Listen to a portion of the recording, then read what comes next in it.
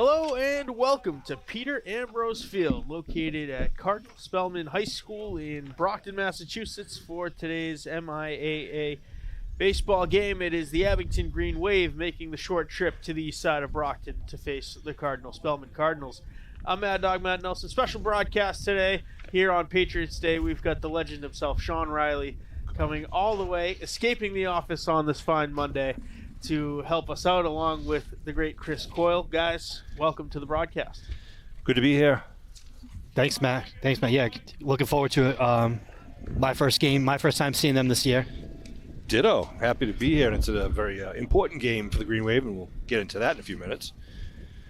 First, let's meet the Green Wave lineup. Ryan Solomini will lead us off. Mason Nash, Cam Cooper, Will Callahan batting cleanup. Sean Duggan will be followed by Ben Tracy. Shane Sullivan batting 7th, Colin Henry 8th, and Tyler Stady will bat 9th against the Cardinal pitcher Tyler Alston, wearing number 13 today. Doing the catching for him is John Petruzzo. At first base, Declan Goki. Second base, Brady Flaherty. The shortstop is Lucas Suarez. Jason Cunningham manning the hot corner at third. Left to right across the outfield, Caleb Foster, Daniel Walks, and Jeremy Shapansky. Ball and a strike to Solomini.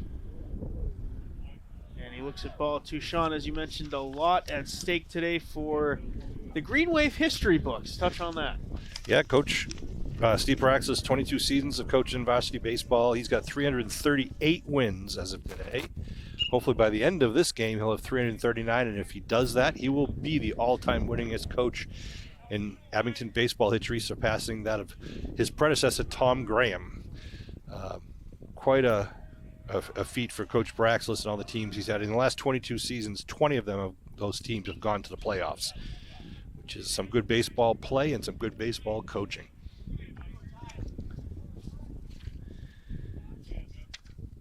Win total helped along the last couple of years by those deep runs in the playoffs, heading to 3 straight Final Fours up until last year, I believe. Full count for Solomini. Elson on the mound is a junior southpaw for the Spellman Cardinals.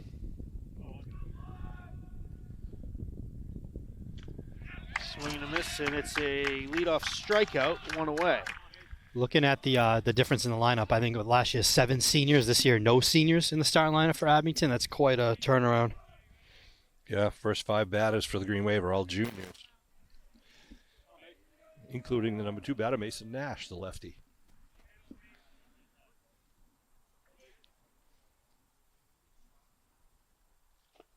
There he went. Check swing and a miss for Mason, strike 1. Coyle called that a swing even before the umpires did.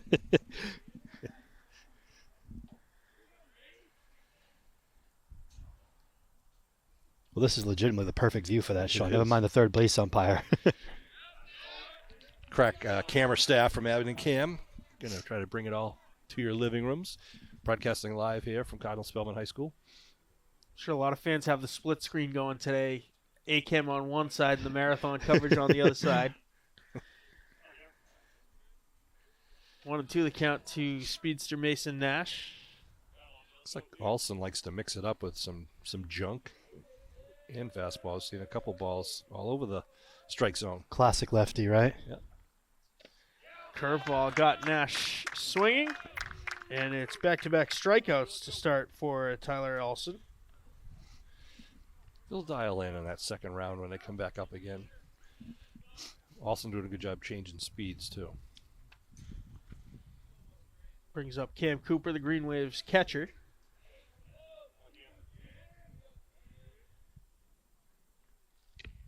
Cooper looks at a curveball outside. Beautiful day for baseball. A little bit cold, nothing really to complain about. Yeah, not after what it's 55 been. degrees Yeah. and not a heck of a lot of wind here on the east side of Brockton. That last statement's the key phrase in all this. Especially at the top of this giant Court Street hill, you could get really tagged here with a lot of high wind. But today, luckily, a little breeze coming through, but nothing major. It's interesting. If a pop fly on the third base side here in the infield could be tricky for an infielder or catcher to get because there's a significant downslope away from the field. 3-0. Yeah, definitely foul territory. Be careful. Yeah, when you're trying to catch a foul ball and you're looking up and all of a sudden your feet feel, they're coming out from under you as you go down a hill. It can be a little disconcerting. Cooper looks at strike one. 3 balls, 1 strike. The count to Cam Cooper. You'll see as this game goes on, white lines kind of painted all over the house here at Spellman. We'll talk about that if center field comes into play. There's a pump house and the scoreboard that is technically in play, but hit the scoreboard, you get a home run. Down the left field line, you get about a 10-foot high fence with a net on top of it. It's about 280 down the line, but really it's well over 300 to get it up over the net. Brings up today's starting pitcher for Abington, Will Callahan.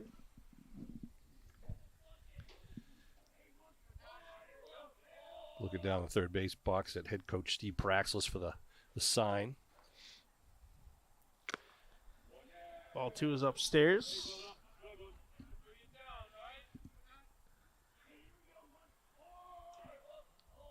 Green Wave already getting a little bit more patient in the box. Yeah, Olsen throwing a lot of pitches here in Yeah. the first. Even the strikeouts, they worked them. Yeah. Yeah, Salamini went for a full count. And then, of course, the walk just then to Cooper.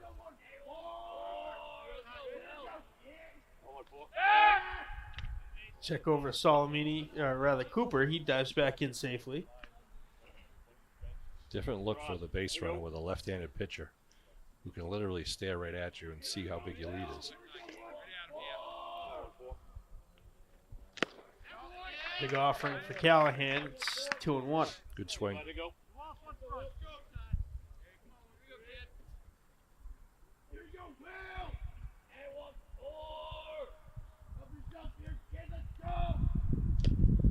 Blowing away. 3 balls, 1 strike now to the Green Waves cleanup hitter. Sean Duggan waiting on deck. Chris, when Olsen misses, he misses by pretty good distance. Yeah. At least from the way it looks from where we are on the side view here. Yeah, just the reaction of the catcher. He's a little behind that one. Fouls it out of play to make it a full count. 2 out. 3-2 count. Cooper will take off from first on the pitch. See if they try to hold him back with a pickoff.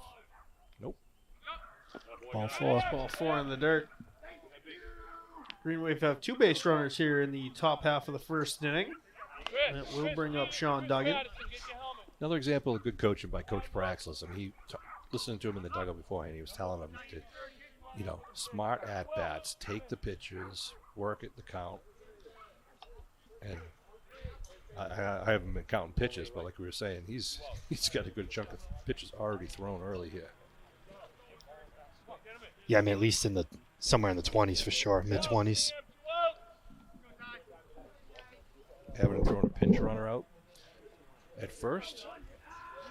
Chris Patterson, I heard him say, Sean. Good wheels. Another one of those multiple sport athletes. Football, basketball, and baseball, as we've seen numerous over the years, Sean. Yep. Kind of reminds you of your career, doesn't it? I always commentated every sport growing up. Duggan took the first one high for a ball. Swings at high strike. Back to the backstop. 2 on, 2 out in the top of the first. Runners on first and second for the Green Wave. And Tracy on deck should Duggan reach safely. Way outside.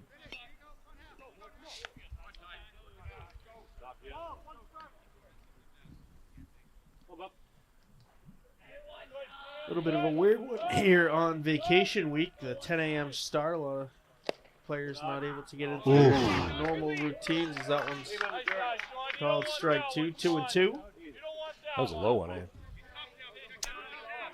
don't think, well, like coach is saying, good job by Duggan not to go for that one. Could have been a ground out. Swing and miss, strike That's tough. 3, and Umpire took that bat away from him. Yeah, but Alston comes back and strands 2 as we head to the bottom of the first. No runs, no hits, no errors. 2 left stranded for the Green Wave. We'll meet the Spellman starting lineup here in just a bit. But Chris, you've watched a lot of Green Wave baseball over the years. Talk about the impact that Steve Paraxis has had on this program.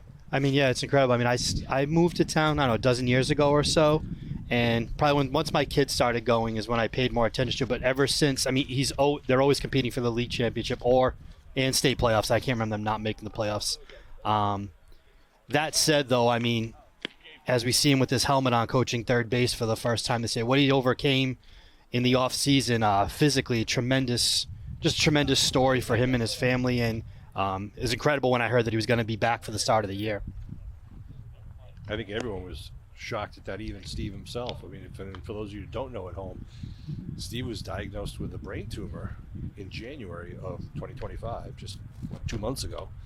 And thankfully his daughter kind of noticed that something was a little bit off. And the telltale sign, I think you've all heard the story now, is that he started having these phantom smells, meaning he was smelling what he thought was Play-Doh where there was no Play-Doh around. And his daughter's a nurse, and she was reminded of some of her teachings that phantom smells can be an indicator of a brain tumor. So she went in with to the doctors with her father, Steve, and basically pushed them to do an MRI. And sure enough, he had a pretty large brain tumor, but it was thankfully benign, not cancerous.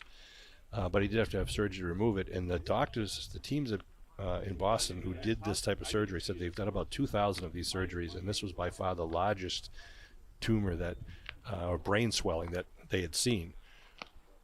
And the concern was, how Steve would come out of the surgery with any sort of, injuries to his, would he be able to speak, would he be able to walk?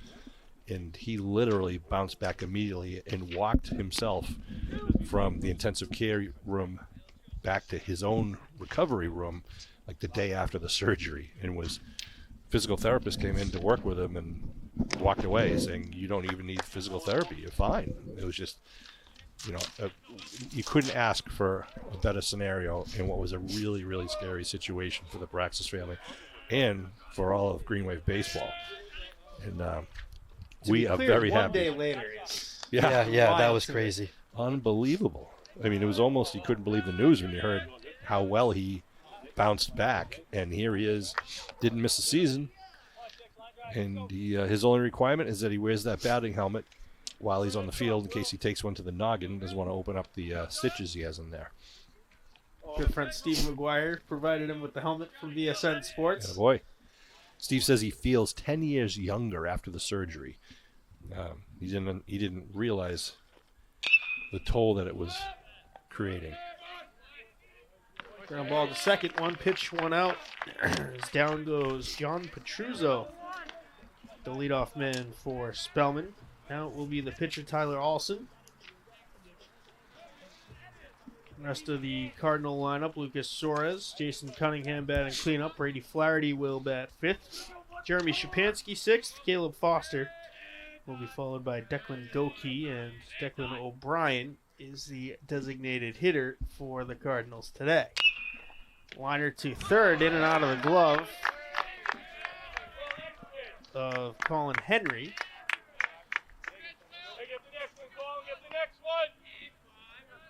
Can already tell, guys, that Spellman's going to be aggressive, swinging early in counts. 2 pitches, 2 swings.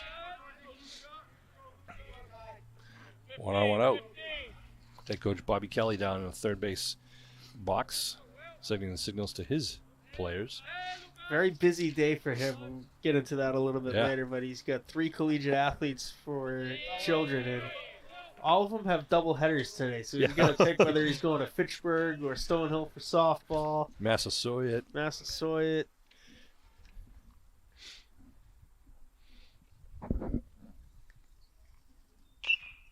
Jammed him nice. Nice pitch by Callahan.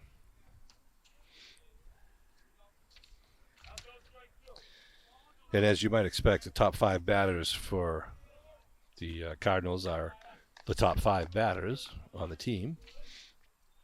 With Suarez here, the shortstop, the 3rd batter of the inning. Check over to first. Callahan had a pretty impressive outing against one of the better teams in the state, Weston. 5 runs over 5 innings for him.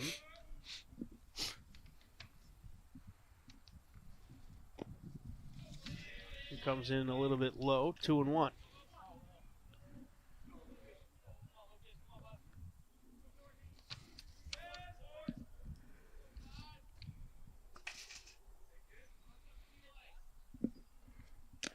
Chase that one. Goes for the high fastball. Callahan is taunting him with that, putting up shoulder level.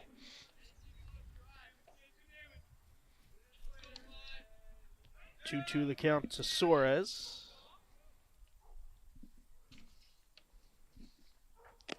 Another fastball, and Suarez goes down by way of the K. 2 outs. Definitely looked like he was looking for something else on that one. Yep. Good mix of pitch in there from Callahan and Cooper. Greenway battery. The big man, Jason Cunningham, steps up. 3rd baseman, big boy.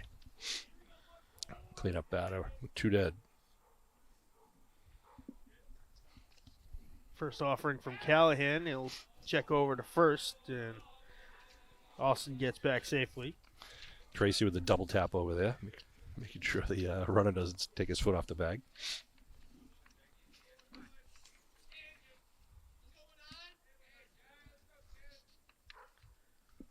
Runner Runner goes. takes off. Got a Cooper's big jump. throw down is Ooh. accurate, a little bit high. Austin in safely. You got a good jump there. He did. Not much Coop could get on that one. Puts a runner on second with 2 outs and the cleanup man in the box.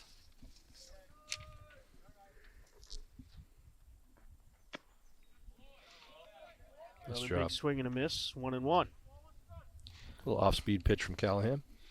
This field setup kind of reminiscent of West Bridgewater, Sean, where we were a couple of years ago for a MIAA playoff game.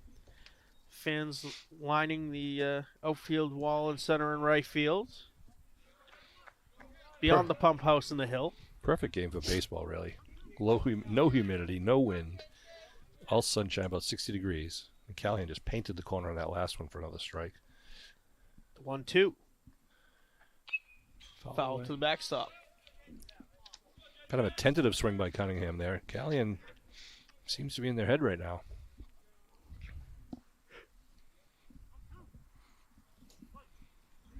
Still ball and 2 strikes.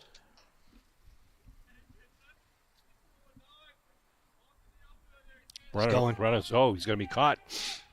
Callahan to pickle. second. Don't run him towards third.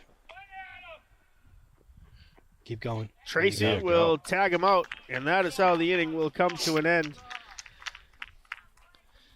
So Alston is caught stealing, and that technically makes it a 1-2-3 bottom of the first inning for the Green Wave defense. Cunningham stuck at the plate. Yeah, he'll lead off next inning, and probably good for him because he was down in the count. Ben Tracy, Shane Sullivan, Colin Henry do up for the Green Wave. Notice the flag out in center field at half-mast. That was a special request to Bob Kelly for the Pope passing away yesterday. We'll have a conclave of Cardinals in the coming weeks. Was it this morning he passed? I think it was this morning. This Yeah. morning. This Yeah. morning. Pope At least their Francis. time. Right. Yeah, he was able to say some words during the Easter Mass, Easter services just yesterday at the Vatican City, and passed away peacefully, I'm told. Did the tour in the Pope Mobile to Yeah. wild cheers yesterday.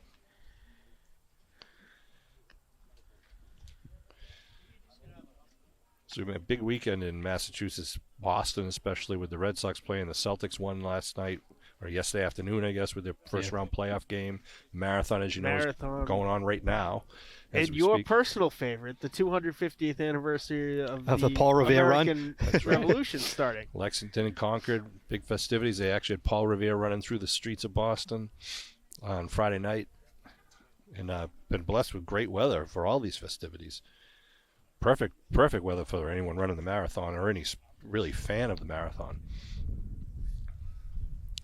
Or any fan of Green Wave baseball. Chris, you play baseball in high school? I did not. I played high school, and I played baseball in Little League, and it ended there. Yeah? Yeah. I could feel that I could not hit, so I knew when my time was up. You're no longer an asset to the team? That's correct. I had the joy of, not the joy, I guess the pleasure of playing baseball with Steve Paraxlis at Abington High School. He was a year ahead of me. Steve was a very good center fielder, had a lot of great range, and a left-handed batter, had some pretty good wheels, and covered a lot of ground out there in the center field for the Green Wave. And just always kind of that dry sense of humor, funny guy, but knew how to play the game well, and now has spent the last 22 years as a head coach teaching it to other kids. I heard that you can hear some of that humor on the latest episode of The Buzz now showing on Abington Camp.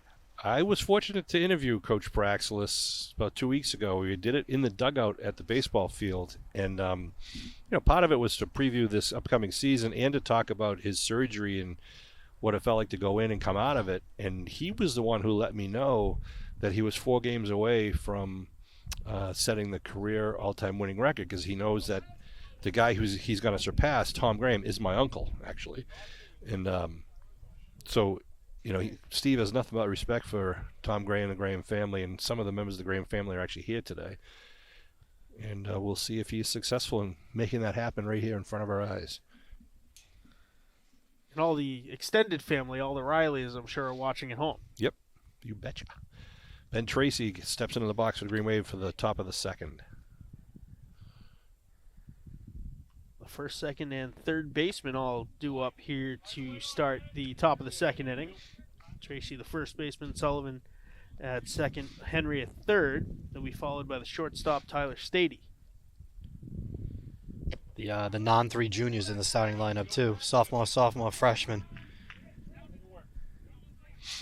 And then Stady being a junior.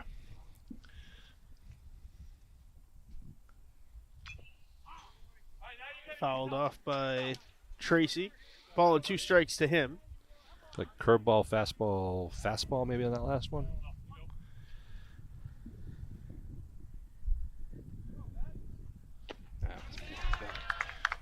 Fourth strikeout of the game for Alson. All swinging.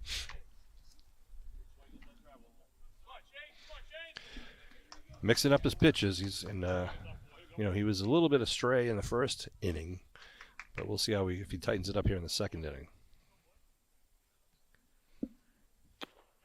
Check swing, and it was called strike anyway.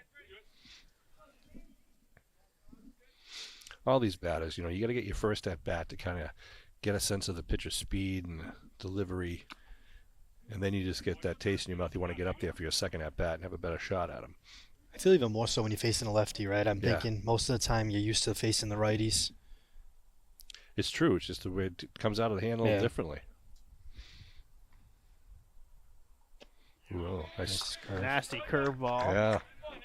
Another 1-2 count.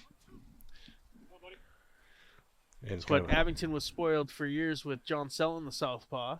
Mm-hmm. Surrounded by 2 righties in the starting lineup, Steve Madden and Henry Rogers. Catcher wanted that one. Thought he had that one. Pedruzzo was ready to throw it down to third base, but umpire said it was just a bit outside. Count evens at 2. The offering from Alson. Fouled off into the Green Wave dugout. Salamini no couldn't get fencing that. or anything here in front of the dugouts, so everyone's going to have their heads on a swivel at all times. And not underground in this one, or protected by a cage. That's pretty hard to do with a right-handed batter. They basically foul it off backwards. Right behind you. Yeah. Still 2-2. Outside moves the count full. Another full count. Good at bat for Shane Sullivan.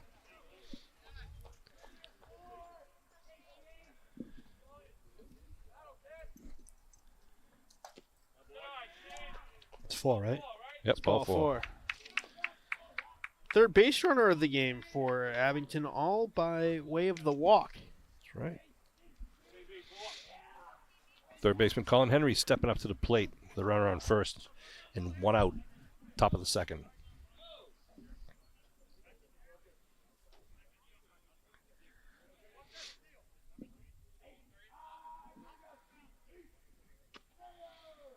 Ball 1 up and out.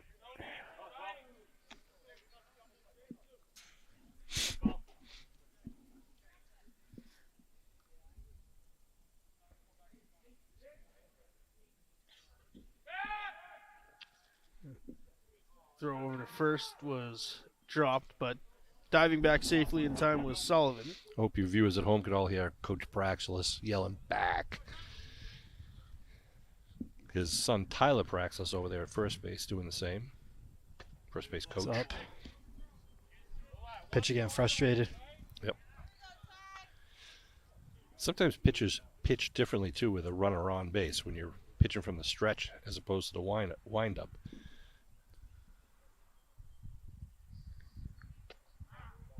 That one catching the outside corner. 2 balls, 1 strike. Sean, you mentioned something earlier about the lefties being able to see the base runner too. Sometimes I wonder with the lefties, they have that advantage to be able to see it, but at the same time, are they almost distracted by being able to see it? I think you're right, Chris. You know, they're thinking about That's a good pitch. more than just throwing the pitch. 2-2, 1 out, second inning. Coach Braxless sending signals to his base runner and batter. So Alston steps off the mound. Another long contested at bat, getting Alston's pitch count up.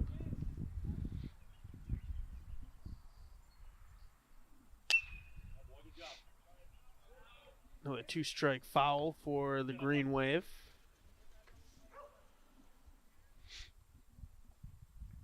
Matt, there is a pitch count limit in high school even, right? There Do you know what it is? The upper end is 115. Can't face a batter Okay. after that. The lower end is once you hit 75 pitches, there's mandated rest periods. Yeah. Little League has their version of that. That's the one I knew, but I knew there was something.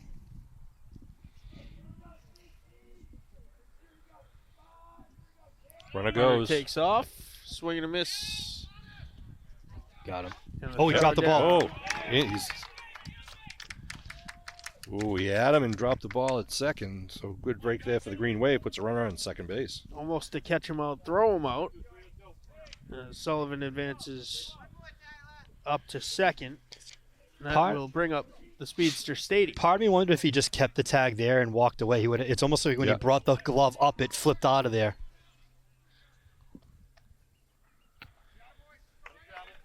Swinging strike for Stady.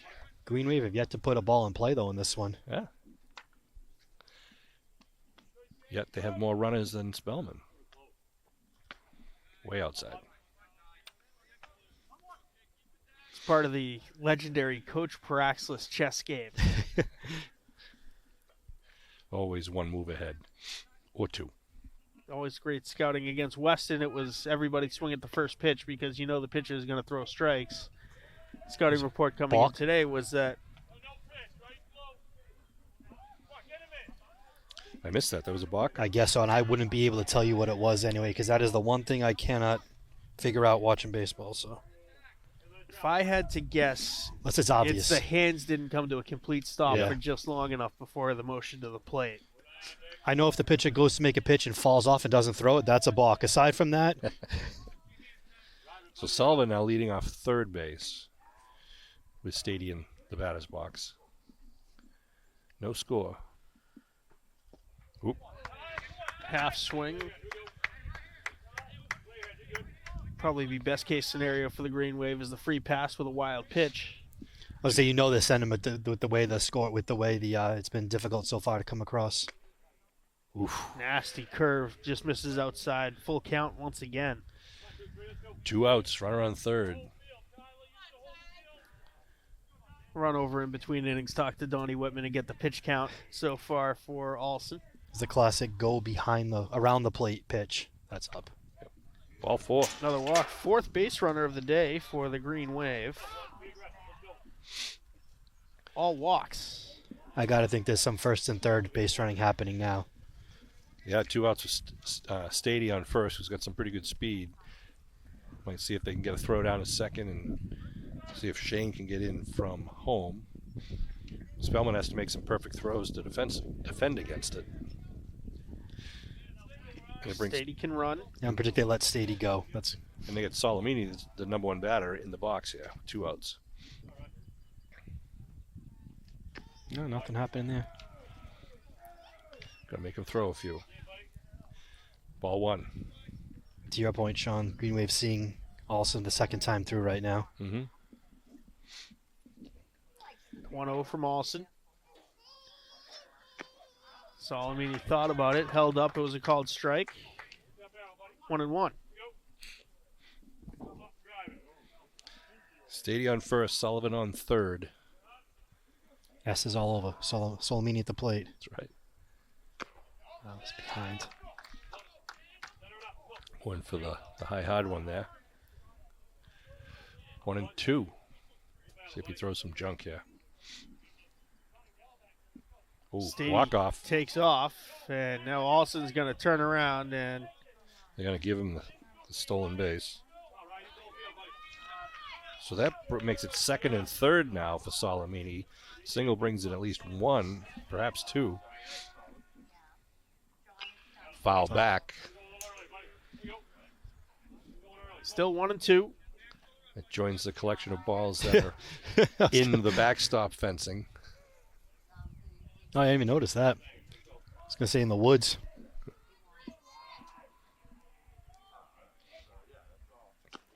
That one up and out.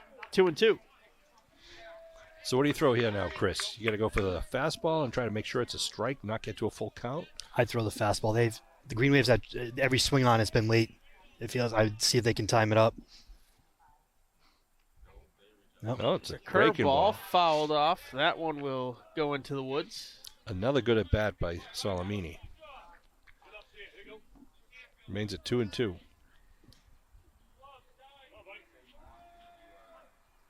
Already the 7th pitch of this at bat. Got him. And Olsen will strike out the side for the second consecutive inning. Green Wave leave 2 stranded.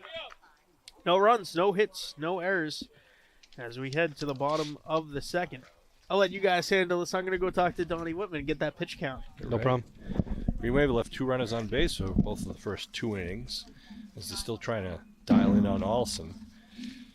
The Cardinal Spellman Cardinals will come out in the bottom of their second with their 4, 5, and 6 batters coming up.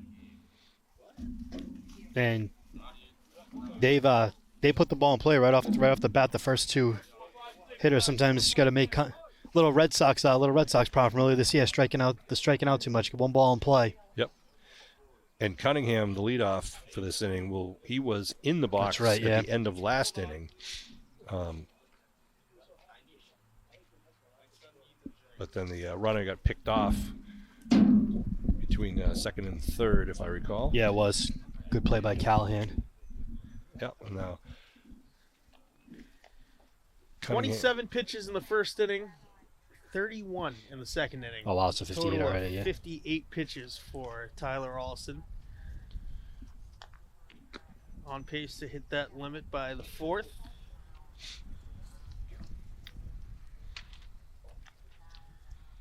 Pretty good outing with no hits, 6 strikeouts. a couple of walks, thrown a lot of pitches, as you mentioned. The new junior varsity baseball field should be up and running hopefully later this week, if not next week, which was constructed with community preservation funds. The construction company, RAD, is actually down there today, hopefully with some finishing touches.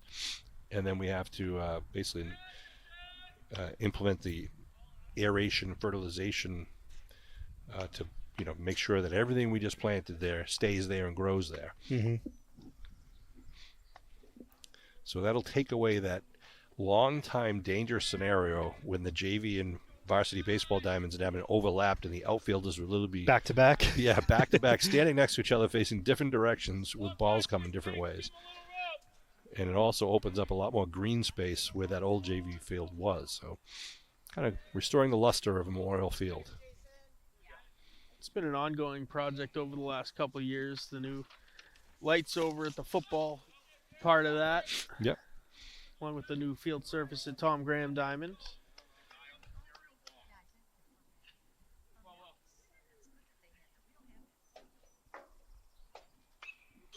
All the way. 1-1.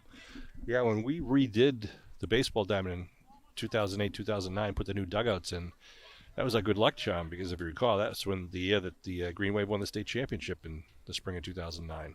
With former Spellman head coach Stephen Praxis. That's right, son of head coach Steve Praxis. Steve 1.0. 1-2 count. Looks at a high fastball. Evens up the count. This is Jason Cunningham, who was stranded at the plate when Alston was caught stealing last inning. Cunningham, Brady Flaherty, Jeremy Shapansky do up for the Cardinals. Nice little Fouled off off-speed. the umpire's chest. Well, off-speed offering there by Callahan. Cunningham was able to foul it off. It remains at 2-2.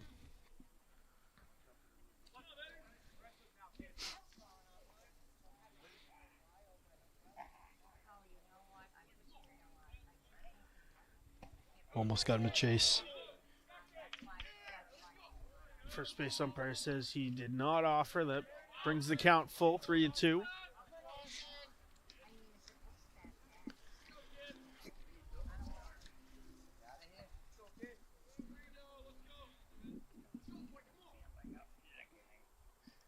Strike three. Callahan. Nice job with it. Taking on the number 4 batter for the second time. Second strikeout of the day for Will Callahan.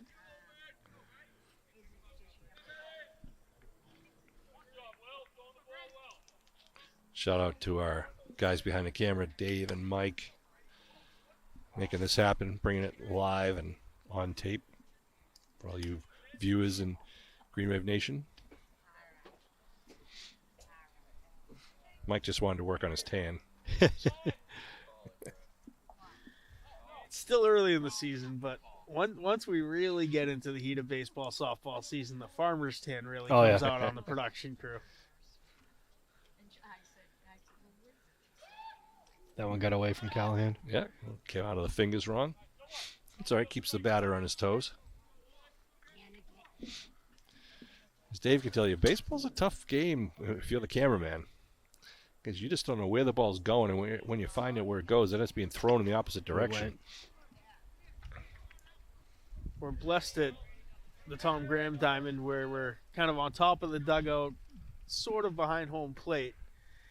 So you're only looking one direction. Here, when we're down the third base line, you've got to spin to get the outfield. Yeah. Quick pan to the left and pan back to the right and see if you can follow the ball and not blind the viewers at home. Speaking of a place where wind must get you, the roof of the third base dugout at Tom Graham Diamond, Matt. The wind can get up there sometimes. Oof. Chased. Callahan teased him with a high fastball, and he went for it for the third swinging strikeout of 2 innings. Little pitcher's duel going. I was gonna say, lots of strikeouts so far in this one. Shapansky going to step in the right fielder.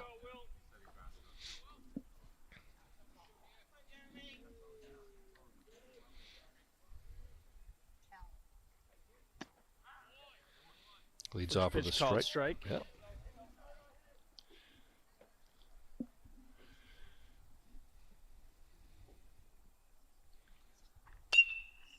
Ground ball towards Stady. short.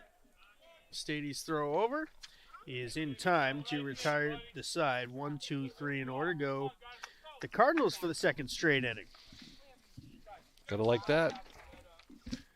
Now it's time for the Green Wave offense to come alive here with the 2, 3, and 4 batter gonna come up in the top of the third.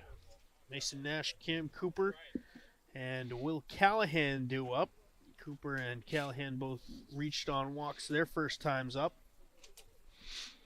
Chris, we got the Abington High School graduation coming up. What, May 31st? May 31st. I can't remember there being one in May. Yeah. But yeah, May 31st. It's the way the calendar goes this year. Somebody asked me the other day when it was, and I had to check my calendar. And that's when it was. I love now that it's out in front of the school on the field, if weather permitting. Yeah. Just a great backdrop with the school there, and obviously it gives the freedom of you can have more people than just the limited, 700 or so that would fit into the auditorium. That was a classic. Name something good that came out of COVID, Yep. where it was forced to be outside because it never had been before, and then it worked and everybody was good with it. And then I think there's been once since it's been moved outside. One time it had to be moved indoors. The tough part is Mr. Bourne has to make that call. Yeah. Generally, a good 24 plus hours ahead of time for setup, because you don't want to set up the grass field and then not need it. So you're relying on the weather at least 24 hours out. Now, back in my day, we used to have graduation on Memorial Field, on the football field, except for one year. Let's see, I was a junior helping out. I was volunteering, and so that would have been 81 graduation. Everything was going great, just ready to start passing out the diplomas, and these dark clouds came over the horizon, and no one expected it, and you could see the wall of rain coming. And we just grabbed the box of diplomas, and everybody started sprinting. Those who could get up the stairs got into the gym, but no matter how fast you were, everyone was drenched. It was a soaker. And, it was a very memorable graduation, but from that day on, they moved it inside. Okay. And honestly, since we built the new school, I've been asking them to put it outside again because it's just such a great feeling. Like I said, I love the backdrop of the new school. Yeah. When I congratulate all those kids and families who are graduating on May 31st. Reminds me of, I was at the softball game for a little while last week, the one that's still suspended, and Yep. the same thing. It looked like a wall was coming in, and the wind kicked up incredibly. I heard some stories of some people that were at the turf for lacrosse. Scary. And it got really bad. It picked up the bleachers and literally off the turf and threw them across the field, and the lacrosse nets were thrown around. Just lucky, thank goodness, that no one got hurt. A little downburst that hit Abington during those games. Up and in from Alston, who starts this inning now with 61 pitches. 2-1 is the count. Ooh, a slow bending curveball just finds its way into the corner. Let's make this Spellman Cardinal defense work a little bit here. Yeah. Yep, Oh, heads right up. at you. Oh, Nelson. Off E. the hand. E. Nelson. Oh, I wish we had a view of that one. That one was spinning, though, Chris. It was It was. tailing That back. was spinning. It was towards me. That was spinning. He had one hand with a scorebook in it and the other hand free. He went for it with the left hand. See, if I wasn't holding the school book and fundamentals caught it with two hands, like Coach Paraxis would preach, I would have handled it easily. Well, luckily, you protected us and all those around you from any significant injury. Coyle didn't flinch. No. I could tell it wasn't making it up here. Second foul ball that's come at me this spring really? so far. One at Stonehill, now one here. I missed them both. Full count to Nash. Takes the Another walk. walk. Is it fifth walk? I had a Nomar Garcia Parra home run go right through my hands, right near the pesky pole. But luckily, it was on the ground right behind my seat, and I was able to retrieve it on two bounces. There you go. And nobody needs to know that story, Sean, until now. Well, I then gave it to a little 6-year-old kid near me, so that There you go. if it was on TV, they would talk about that instead of me missing it. Yes. Nash couldn't have placed that more accurately at me if he No, tried. that was like a nice. Didn't Honestly, have the to move- spin might have didn't got to you. move the hand. If it was a little straighter, man, it might have been hard, but it might have been easier to catch without the spin on it. Cooper 1-1. Just have to start bringing my glove to games. Praxis. Coach Praxis is looking at Nash. I think he had the steal signal, and Nash didn't go. And he just said, "They know. Why didn't you go?" And there he goes. High pitch. Good pitch for a throw, but it's not going to be enough to get Nash. Stolen base for Mason Nash. And that sets up one duck in the pond at second base for Cam Cooper, who walked last time he was up in the first inning. Here we are, top of the third. Swing and 5 strike. base runners for the Green Wave, all by the walk. Yeah, 6 strikeouts, 5 walks so far. It's unreal. What's that? What is it they call it? The absolute results or something to that effect? The K to walk ratio, always what we look at for pitcher efficiency and whether you can trust a guy to go in and give you a chance to win. The K to walk is just about even so far for Olsen so far. 2-2 Oh, nice. curveball That's gonna is drop. looped out, It does. and that's the first hit of the game. Nash will hold at third. The throw home is accurate to keep Mason Nash at third base. And there goes the no-hitter. Cooper with a line drive single in your book. Moves the runner to third. But nice job by Cooper, though, with timing. He had to adjust his timing and fought that one off. And the second baseman was trying to hold Nash on, so he was tight to second base, which left a lot of opening space over there for that to fall in. So now we got Will Callahan having his pitcher up. He walked the first time up. We got no outs. Help himself here. Top of the third with the runners at first and third. See how long it takes Cooper to take off for second. Fakes it right then. 1-1 the count. Single will plate one and hopefully move Cooper beyond second. Olsen steps off. Just watching Coach Braxlis at third behind Mason Nash. He's literally got the same view that Nash does of the pitcher. Oh, they pick off the first. They've got a runner and then not going to throw and give him up at second. Kind of a design-looking play for the Cardinals. It's the second time Green Wave has basically had a walk-off stolen base. Yeah. That one I'm surprised. If you're going to let him go, why even throw over? Yep. Last time the Green Wave had runners in scoring position, there were 2 outs both times.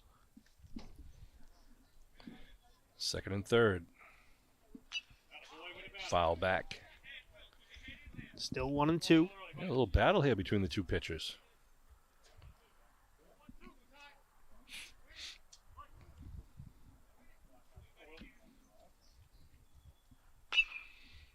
Bob going to be fouling out a plate on the first baseline. Man, they waste a lot of balls here. Falls into that forest, which I got to It think. must be thousands Yes. in there. Yeah. And if it's been raining and it's muddy, those balls are just destroyed. Another 1-2. Curveball is going to get through to the backstop, and the first run in as Nash walks in from third. And Cooper moves over to third. Call that a wild pitch.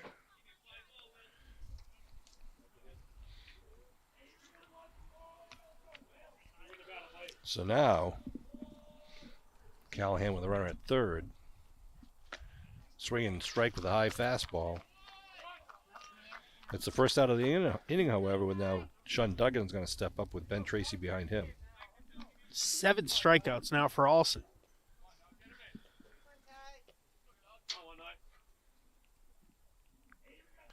Duggan, the junior right fielder. Swings at his first pitch That's into good. the trees. Into the woods again. It's going to be more squirrel food. Oh, it took a nice bounce. It's over in the It pitcher's might warm-up be area. salvageable. Yeah. Hit a tree. Strike 2.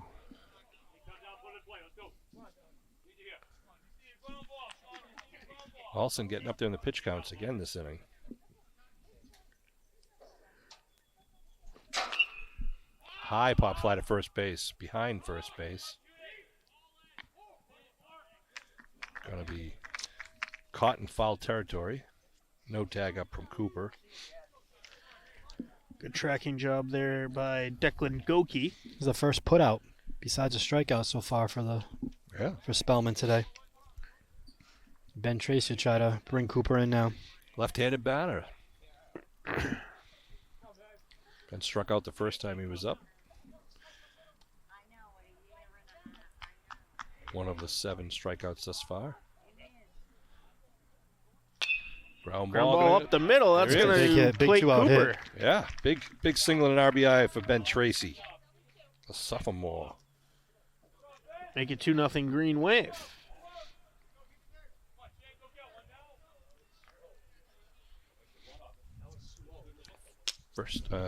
Second hit of the game for the Green Wave. Yep. First RBI.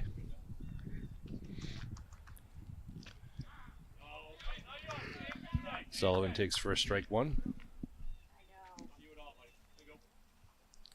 Sullivan walked his first time, and now out to talk to Olsen is John Petruzzo.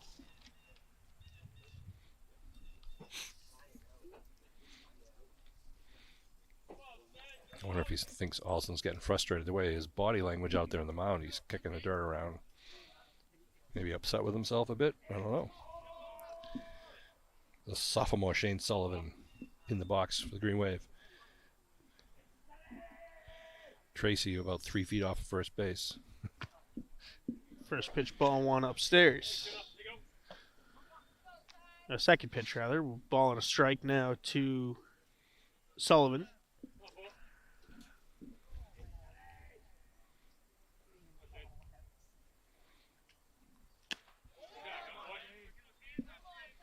Good fastball by Olsen. A walk, a single, a strikeout, a pop out, and a single for the Green Wave brings 2 runs in. Oh, that's a Just nice one hit. tag to center. Right. Yeah. Right at him. Hit on the screws, though. That's probably the best hit ball. That is the best hit ball, I think, of the day. By far, yep. That was Daniel Walks out there in center, ending the inning for the first time. 2 putouts Yeah. for the Cardinals in the field, but the Green Wave able to plate 2 runs. Nash and Cooper coming across, and the Green Wave lead it 2-0 as we head to the bottom of the third. At this point, guys, I'm going to hand it over to your very capable hands to finish this one out, as I have to go over to Stonehill for their softball doubleheader. But always great to start my mornings with you guys and some great Green Wave baseball. Oh, thank God. We've been waiting for this, Chris. See you later. I know. Enjoy, Matt. Yeah. Enjoy. Believe me, so have the viewers. Matty, good luck over at Stonehill. Thank you, guys. Enjoy the rest of this game. That's a great thing, too, here at Abington Cam. You learn how to run a camera. You learn how to, be a commentator. You can do some producing, some editing. Matt has built up his career where he is now working for Stonehill College, producing all of their sports coverage over there. And does a heck of a job. And when he has time, he comes back here to Abington and helps us out. Much appreciated. Green Wave with a 2-0 lead here. Going in the bottom of the third, Will Callahan on the mound. Callahan has 3 strikeouts thus far and 6 batters. And he'll be facing the 7, 8, 9 hitters coming up. 79, they actually have 10 batters in their lineup. As I'm looking there, looks like they're using a DH, if you have the same, Sean. Yeah, they got a DH. The center field is not going to be bad. Oh, okay. Oh, that's right. That's a unique rule. It is everywhere, I think, but never happens anywhere except non-MLB. I gave up. Coach Bobby Kelly and Coach Steve Brax was talking between the innings about the balk call and saying what the call actually was, and it was about the pitcher's hands. Okay. I saw Coach Braxis out there talk with the umpire in between. Caleb Foster, left field, it takes a first pitch strike from Will Callahan. Bottom of the third, Green Wave up 2-0.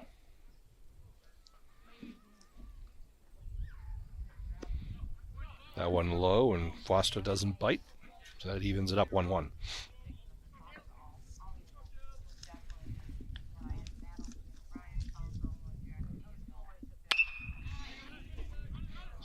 Ground ball, Tyler stayed. He tried to back in at shortstop and it jumped up over his wrist. We'll put a runner on first.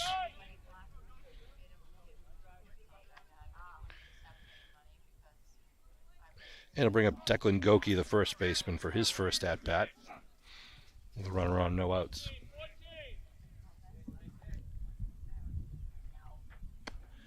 Swinging, strike one at the high fastball.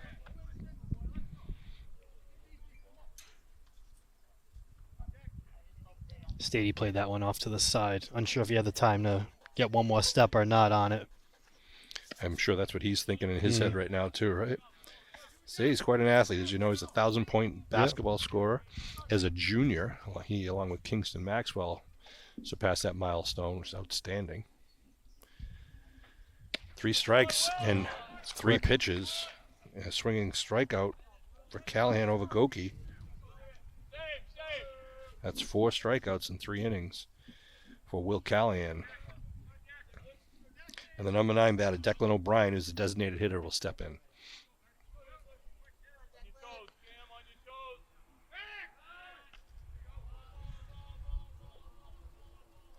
Keep the runner honest over at first base. What if they may try to do something with the bottom of their order up here? Comes in high for a ball.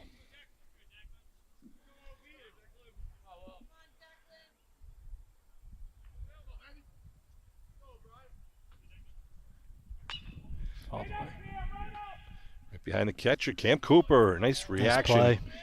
That was not a very high pop fly, but some help with Coach Baraxilis telling him I was right behind him and up, and Cooper did a good job of hauling that one in for the second out. And as you mentioned, Sean, before this game, heading a little bit downhill, going back towards that backstop too. Good job by Cooper, one of the captains of this Green Wave team, the other captain being Ryan Solomini, who's out in center field, and now Cooper's going to go out and talk to his pitcher. Or maybe take some time to get some dust out of his eyes. Leadoff batter will be coming up. Petruzzo, who grounded to second on first pitch of the game. Well, the first pitch to the Spellman batters.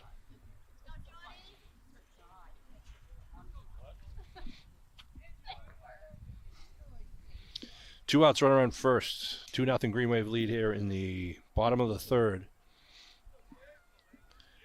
Petruzzo is the catcher for the Cardinals. Takes ball 1. Little in maybe. Didn't look up, but I'm used to Little League strike zones too. A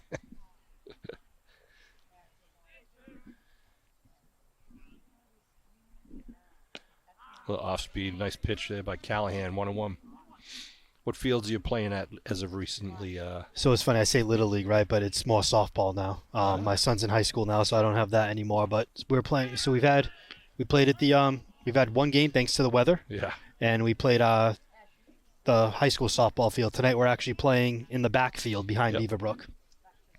Doing a little more extra work on that field too.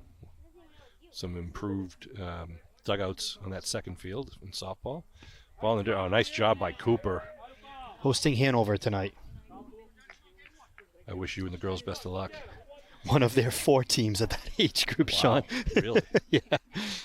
Cooper gets that ball out of the dirt, keeps it 2-1, keeps in front of him, keeps the runner on first. 2 outs.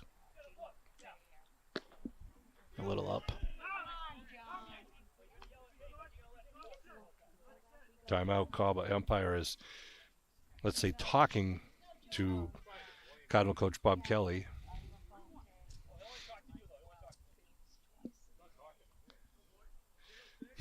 Coach Braxis, Coach Kelly talk to each other. They know each other really well. Oh, a nice shot out to right field. It's going to be up in the air and hauled in by the Green Wave's Sean Duggan for the third out of the game. I'm sorry, third out of the inning. So 4 batters, 3 outs, and they'll lead off in the fourth with the number 2 batter. But for the 4th inning for the Green Wave, we lead off with Colin Henry, Tyler Stadion, and the top of the order, Ryan Solomini. Coach is just trying to overhear some of their conversations. Coach Kelly says that the ump won't talk to him. He's upset with him for some reason. Which, I don't know. Bob Kelly's a great guy. And Coach Baraxlis coming down right in front of you for the camera saying hi to his grandkids, some of the family members here.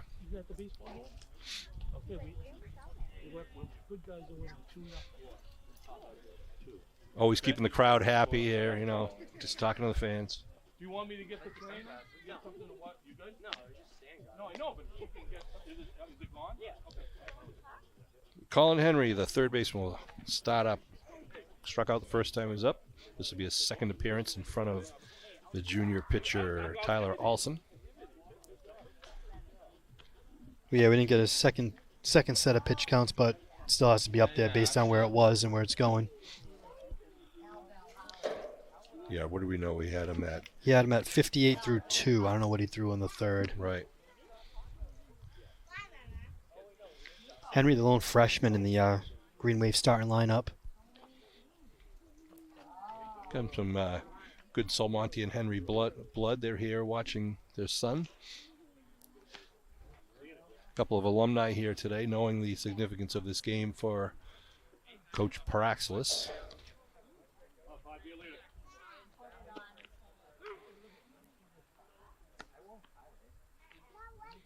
Outstanding day for this to be happening here. It's about 60 degrees. Yeah, it is perfect. No wind. No wind. The no wind is so key. Yes, fresh air. Nothing but sunshine with a couple of high stratus clouds. Maybe a few cirrus clouds. Look it up. Science teacher Sean Riley in the house. I took meteorology at PCC way back, but the same rules apply. All right, Colin Henry ready to start off the top of the fourth with a 2-0 Green Wave lead. Right-handed batter. First ball, fastball, strike, swinging.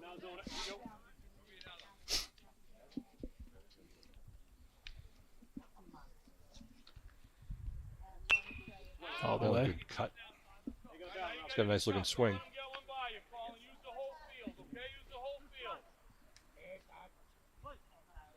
0-2 now. Oof. Alson got the corner on that. Look a little low, but they're going to call it a strikeout. And that'll bring up Stady now, who walked the first time up. And stole second, kind of, sort of.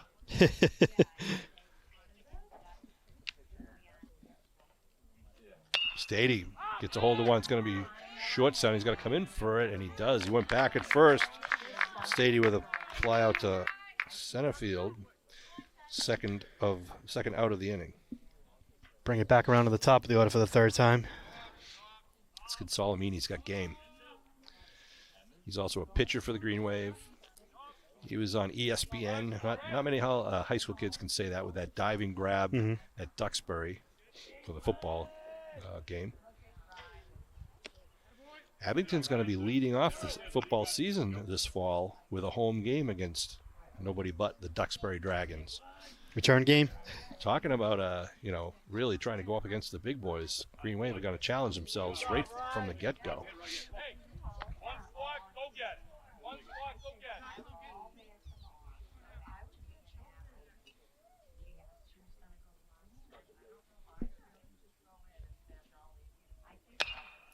Ground ball up the middle is going to get to the shortstop. Bobbles it, though, and that'll be enough for Solomini to get there. Got to feel those clean if you want a shot at Ryan. So it puts a runner on for Nash, who walked and scored in the third inning.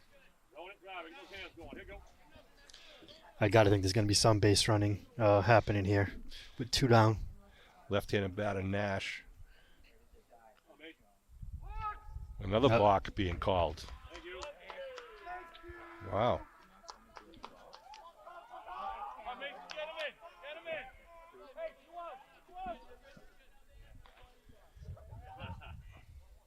There's the base run action I was talking about.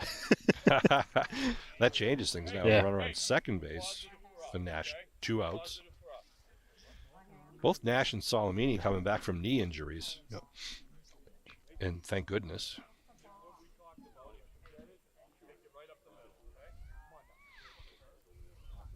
Alson can't believe he got called for a balk. I think he's saying that his hands didn't didn't stop before he delivered to the home plate. But That's the second time. I mean, this base umpire is looking for it. Yeah, let him know anyway. I want to add during that, the Green Wave dugout started to the cat calls a little bit on the balk, and Coach Paraxis was quick to point out only positive stuff from the dugout. Yeah, so about put us. an end to that. nothing negative about them, which, again, that's why you just got nothing respect for Coach Braxis and what he teaches these young men. That's a good pitch. Yeah, slow curveball, just painting the corner. Salamini on second base with 2 outs. Nash up with 1-1 count. That's inside.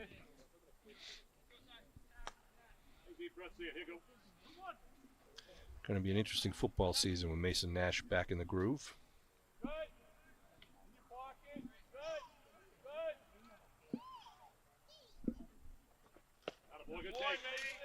Another ball. We haven't seen a pick off to second base yet, No, me neither.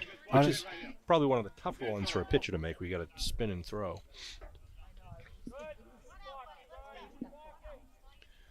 3-1 count to Nash. Swing and strike. Good pitch and a good swing by Nash. Wearing the number 0 on his jersey. I haven't seen the base runners. I mean, the fielders really trying to keep him that close either at second base. Right. Full count. Oh, got him. Yeah, I think Nash was looking for a bender and came in with the heat. So good job by Olsen to fight back on that one and leave a runner stranded. No runs, no hits, 1 error, and 1 left on base. The Green Wave, but they retain the 2-0 lead as we move in to the bottom of the 4th with the 2-3-4 batters coming up. 9 strikeouts for Olsen so far on the night. Yeah, Callahan's got, what, 4 in 3 innings.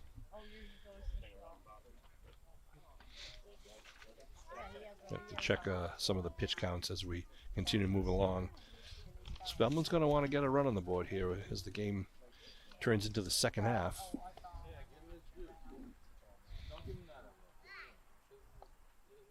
Nice crowd here for a lazy Monday holiday morning 10 a.m. game.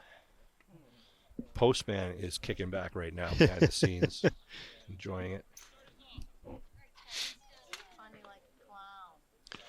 Sean Riley and Chris Coyle bringing this Abington Green Wave baseball action.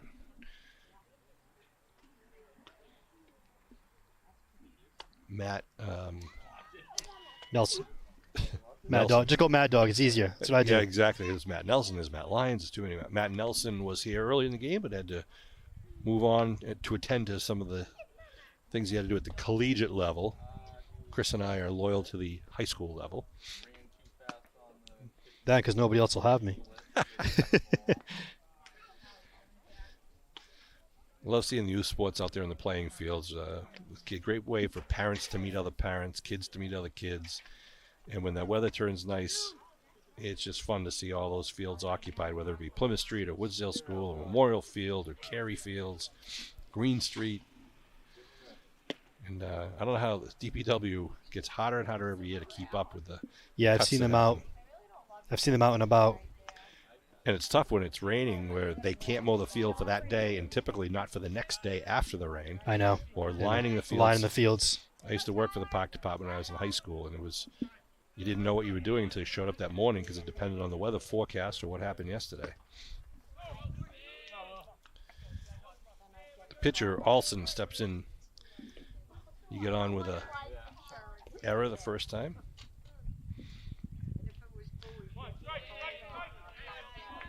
Two and 0. That was a question I had in my book. I meant to ask you, Sean. What did that one? That one was the tough one down to third. I wasn't sure what to Yep. call that one. Well, no offense to my third baseman, but I kind of give the benefit of the doubt to my pitcher. Won't call it a hit. We'll call it an error. It was a line drive first pitch early in the game. Look at that. Callahan coming right back, making it a 2-2 count.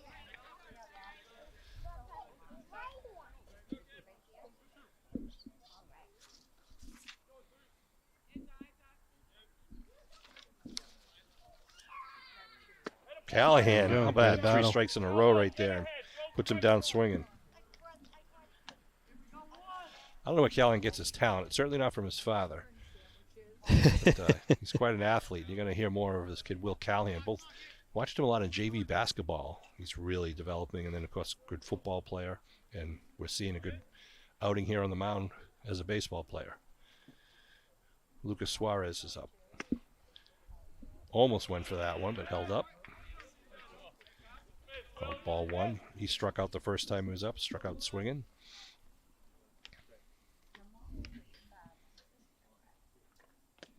That one's low. It'll be 2-0.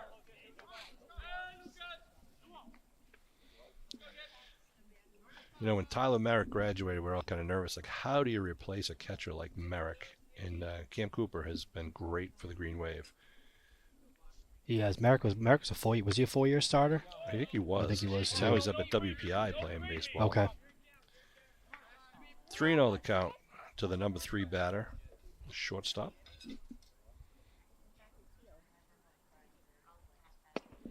Strike one. Taken all the way.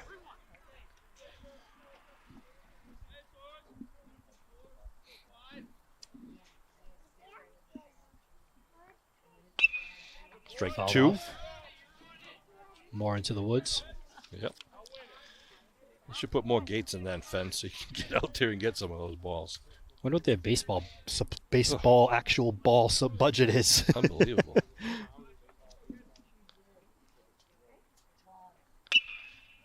Ground ball short. Stady charges it. Came off the grass, a little tough on him. And he'll get a runner on first base.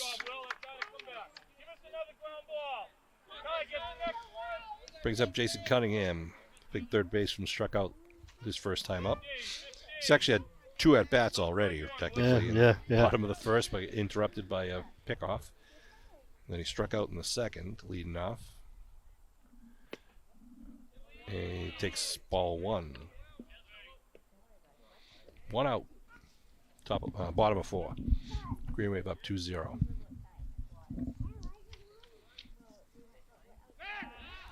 Pickoff attempt. We are all hoping for a Green Wave victory today because that would put Coach Braxlis into the all-time record books at Abington High School with most career coaching victories.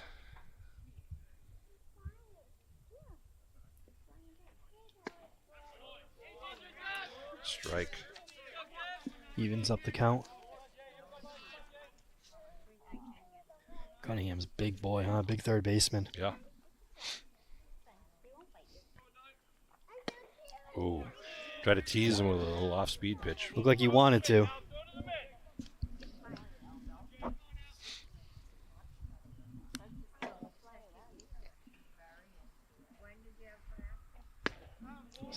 High fastball. See if we can get him to go, but makes it a 3-1 count. 1 out. Runner on first.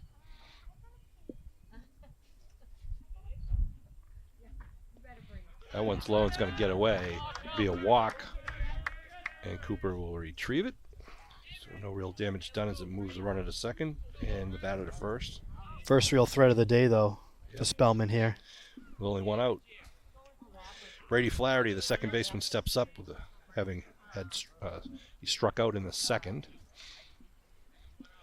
Coach Braxlis out to the mound.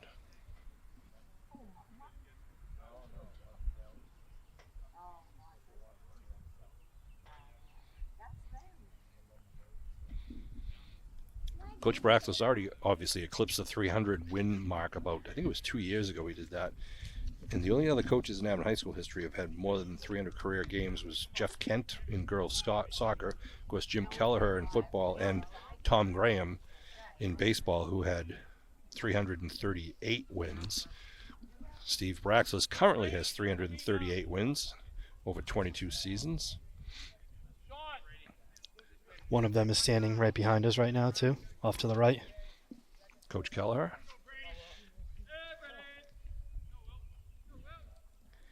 It's Callahan's first real adversity of the night. Full winding ground ball is going to be out of play. Foul ball for Flaherty, strike 1. That almost looked like it came off his leg, honestly, Yeah. but he didn't. Must have just been the dirt there in the box.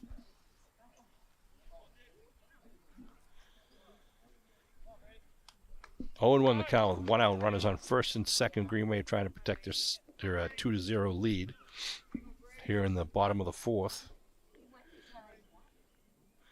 Flaherty with the wide stance.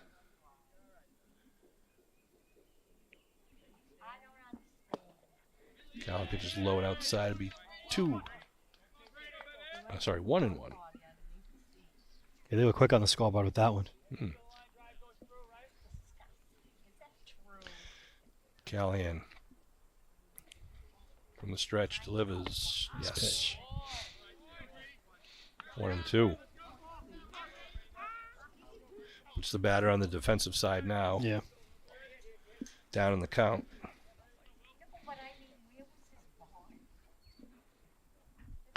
High fastball. Again, tries to tease him. Had a pitch to throw there. Or to waste. Evens it up, though, at 2-2. See what Cooper and Callahan choose here.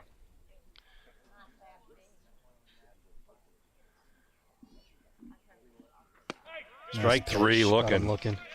How about Callahan today, huh? Yeah, efficient too. Aside from this inning, I mean, only the first inning with 2 people on base, Yep. and one of those they took care. He picked the guy off. Shapinski grounded out to short last time. This will be his second at bat. With 2 outs. Oh, I think he went. Yes. Oof. Looked like he went there. Coach Paraxlis talking to the base coach who said it was not a check swing. He said if he had hit it, it would have been a double. Said Coach Paraxlis. Similar pitch, but a little lower. Swinging strike 1-1. Callahan's not really even looking at the runner on second. No, he's getting a big lead.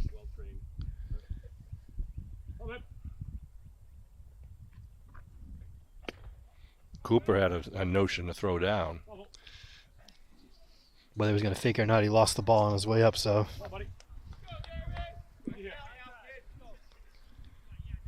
Two and one.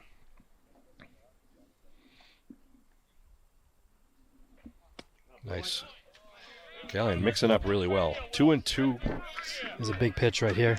2 men on. 2 outs. 2-0 Green Wave lead. Will Callahan on the mound for the Green Wave.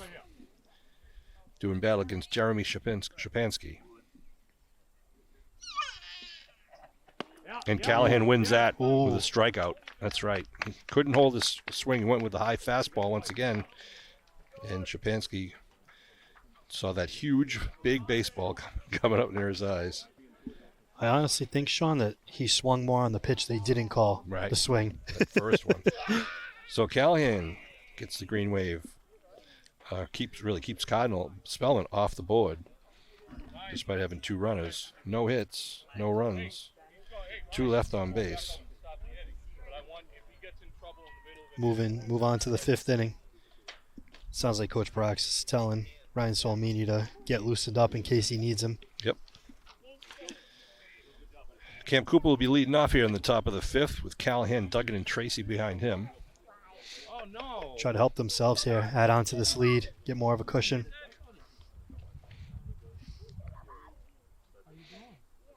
Coach Paraxlis down in front of us here again, visiting with family members during the innings. He's just so calm, cool, and collected during these intense games. He knows what this game means and what it is, and so do those players. Yep, Solomini's going into the bullpen area to warm up a little bit, get the arm ready. Callahan has pitched very well for the Green Wave today. As has Olsen, really. Yeah, he really has. The walk's got his pitch count up, but it's got to be up there. Yeah.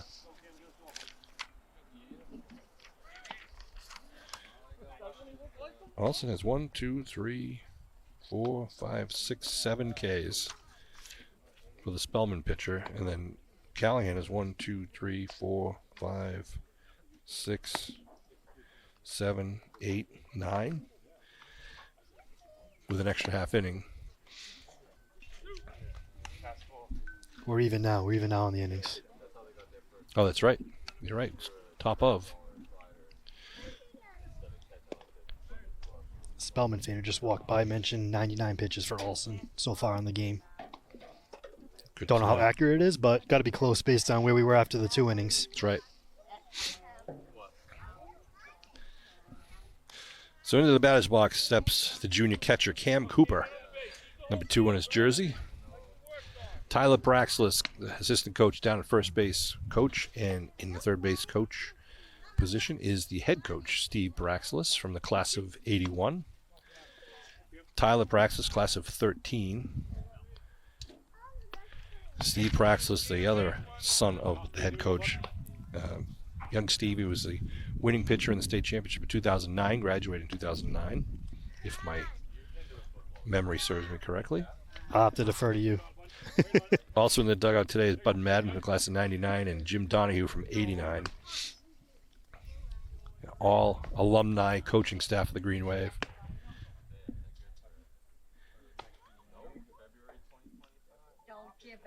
I will never forget that state championship in 2009 for a couple of reasons. First, Stevie Braxis was on the mound and was unbelievable. In fact, I went into extra innings, and at one point, Coach Braxis went to take him out, and Steve refused to get off the mound. And I forget what his total pitch count was, but it was, let's just say, over 125 pitchers. Yeah. But it was also, I think it was 3 days after my father had passed away. Okay. And it was a tough time for me, but Yep. it was a great thing for my brother and I went to the game. And we're proud to be there. And it was a nice distraction for us and also put a little smile on our face when it was tough to do so at the time, to watch those kids. And what a great team. I remember hearing about it, and to your point, I've heard like plenty of good stories about Coach Brax's son as well. He was drafted by the Chicago Cubs. Yeah. I think that's where I probably started to see it. My son was born in 2009, so yeah, it was before, pre getting into anything Abington related at that point. Well, glad you're on the team now here at Green Wave Nation, Thank Mr. you. Coyle. Will Callahan, the Abington pitcher, steps up with one out, takes a strike there for the second pitch, 1-1. 2-0 Green Wave lead here. Top of 5, certainly like to add 1 or 2 more. Callahan puts it up the middle, He set up the middle. contributing to the Green Wave himself. success. Yeah. Run around, puts Sean Duggan up.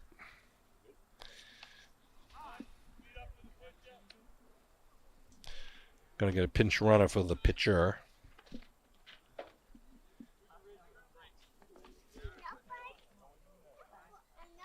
Patterson again.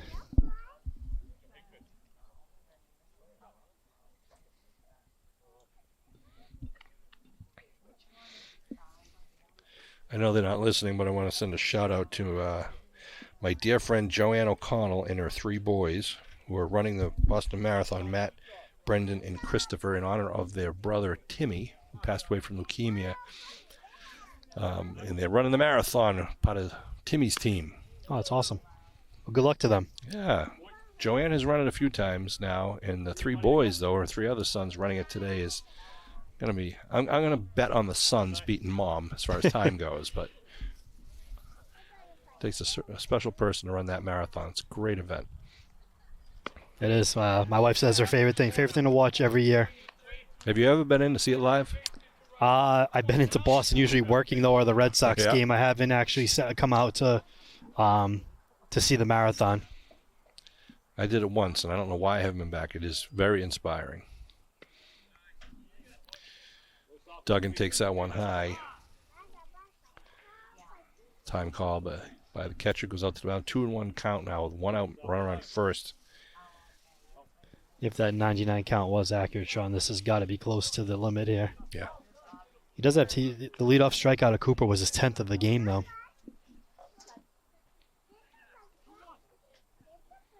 Is that Patterson over there on first now? Yeah, Pitch yeah. running. Yep.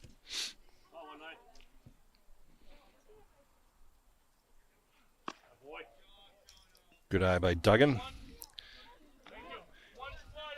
3-1 count here. Halston Right. looks to be laboring now. On deck is Ben Tracy, who had a single last time he was up. High. Yeah, he's Ball missing 4. by a lot now.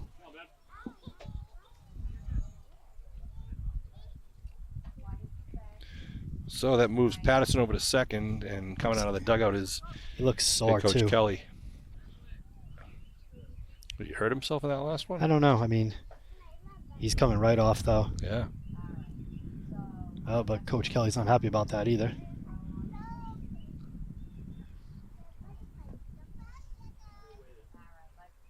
There is going to be a pitching change, though. Certainly is. In fact, coming out of the dugout now, number 17.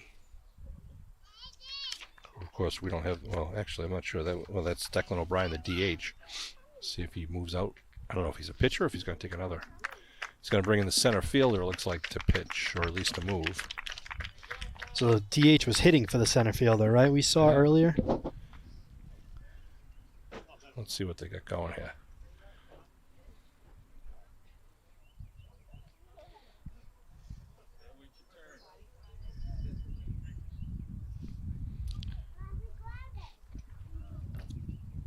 The pitcher definitely looks to be sore, though. He's still grabbing his left elbow over there Yeah. on the bench to the right. Threw a good game. He did throw a good game.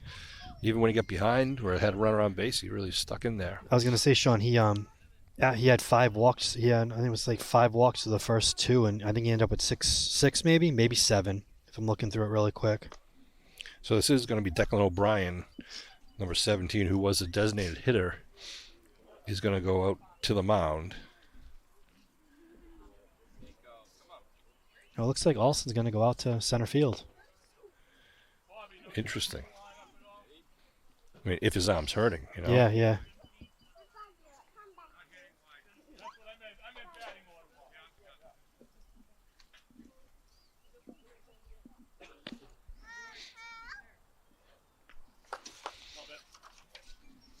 So we're going to let O'Brien warm up a bit with a 2-0 lead. And Ben Tracy looking to create a bigger gap here. Put up some Green Wave looking to put up maybe a crooked number this inning.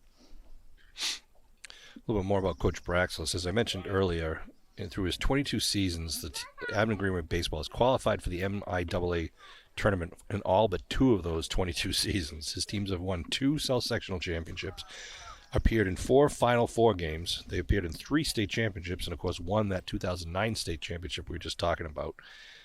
And he's been coaching in Abington for over 30 years, starting as the freshman coach, then moving up to the JV coach, and then 22 years as the varsity coach. And I invite you to check out the interview we had with him on The Buzz, which is a show we tape at Abington Cam about Green Wave Sports. And you get to know a little bit more about the man, Steve Braxlis. Good guy. And let's see what happens here with Ben Tracy, the left-handed batter, the first baseman, up with 2 men on. First pitch, high fly ball to right. Runners at tagging. It's caught. They're going to third, and it's going to be a quick throw. Got him at third. Nice play. Nice relay throw. Yeah. It had to be a perfect throw, and really it was in the dirt. If it was anywhere else, that was going to be... Over there was, and a run scored almost. Actually, I thought might happen. So I like the decision, though, there in the Green Wave, pushing that runner over there, but works out in the Spellman's benefit.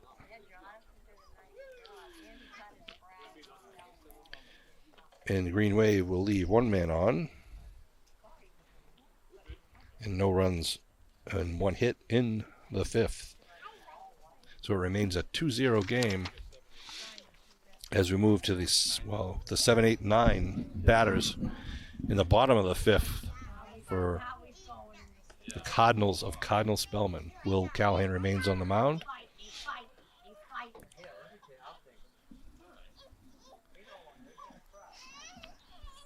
Girls softball having a good season thus far. Yeah, so far Shout out to undefeated. Elsie Testa, who had a perfect game against Carver, I believe it was, and then also surpassed the 300 strikeouts. And you had mentioned earlier they were playing Middleborough, who's one of the better teams around, and they went into the 9th inning in a 0-0 shutout until that storm passed. And as I hear it, the Middleborough coach didn't want to continue the game. It was getting darker, so that resulted in a decision to terminate that game. Well, not terminate the game, but postpone that game and finish it when the Green Wave travels to Middleborough. Oh, is that what's going to be finished? Yeah, Okay. so they're going to finish that game first and then play the regularly scheduled game. So both games will be at Middleborough, so to speak. But if you want to see some good softball, follow the Green Wave girls. Yeah, they're doing well. Maddie O'Connell, what's her name? Jeez, Maddie, the catcher. McDonald. McDonald, thank you. Yep. Maddie McDonald she's the catcher. She had an unassisted double play. I saw it. Right? I saw that. How often does that happen? Yeah. She caught a bunt pop-up about halfway down the first base line. Just kept running. Right. The runner at first was off on the pitch, so she just kept going down. Maddie went down the baseline and stepped on first for the double play. Foster, first swing single up the middle. It's the second time he's put one up the middle there. And he gets a man on with no outs here in the fifth. Declan Goki struck out a little awkwardly in the third inning. Callahan was mixing up nicely. First pitch strike.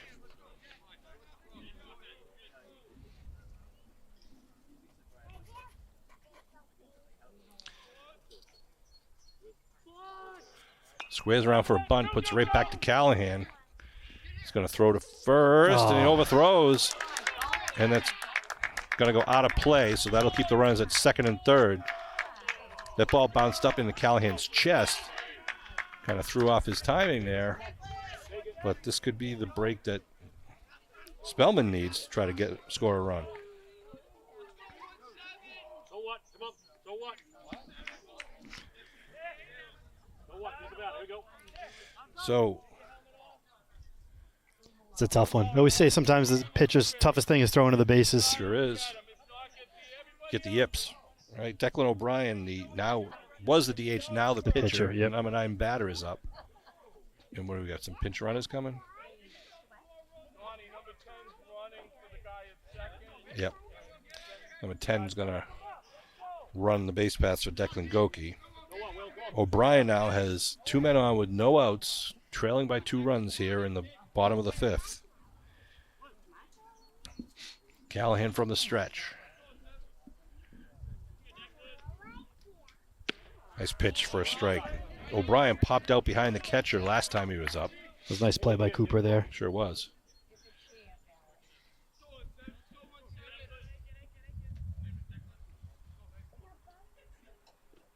Oh, Nice great stop, job. Cooper. Cooper with a backhanded stop.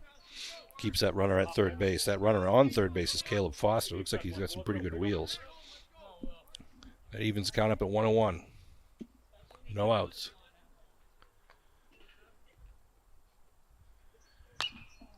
That's going to go out of play behind us. First one on this side of the woods. Yeah, I can see it from here, but you can't get there from here. Makes it 1-2.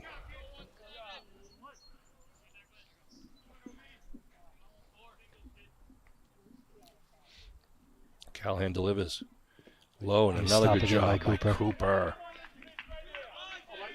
2-2. Solomini warming up last inning in the top of the order on deck. I do wonder if this is Callahan's last batter, Sean, no matter what. Good point. Runners on second and third. Strike 3. Nice change of pace there. And Coach Brax is going out to the mound, as you may have predicted. It'll be 1 out. And he is going to go to Solomini, the center field, to bring him in. And really, a really well-pitched game by Will Callahan. Shutout baseball for the kid from Russell Lane. And Solomini will come out onto the mound here in the bottom of the 5th with 1 out and runners at second and third.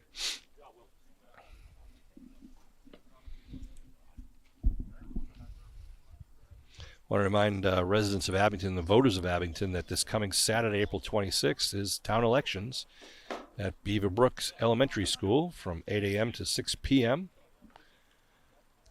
You have a couple minutes to stop by. I think there's two ballot questions. One is to just vote to ratify the recent charter changes that were approved at last year's town meeting, and the other one is to ratify and approve the borrowing for Abington's share of the new South Shore Vocational Technical High School. Mm-hmm. Chris Patterson's got to head out to center field, or I think he is. I think he's going to. Well, Callahan's going to first, though, so I think Patterson's going to enter the game in Tracy's spot in the lineup. I saw Callahan come out with the first baseman's mitt. Yeah, it looks like Patterson was heading to left field, so I don't know if we're going to shift.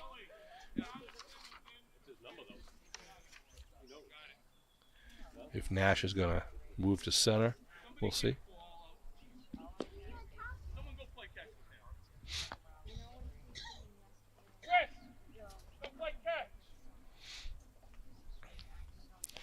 Coach Praxis, I mean, he's good at what he does. He's thinking of everything. Right? Yeah. He's changing the roster, changing positions, making sure now someone's out there throwing with Patterson to get Patterson's arm alive because he's just been pinch running thus far. And you don't want the first throw to be something that you're catching off a hit.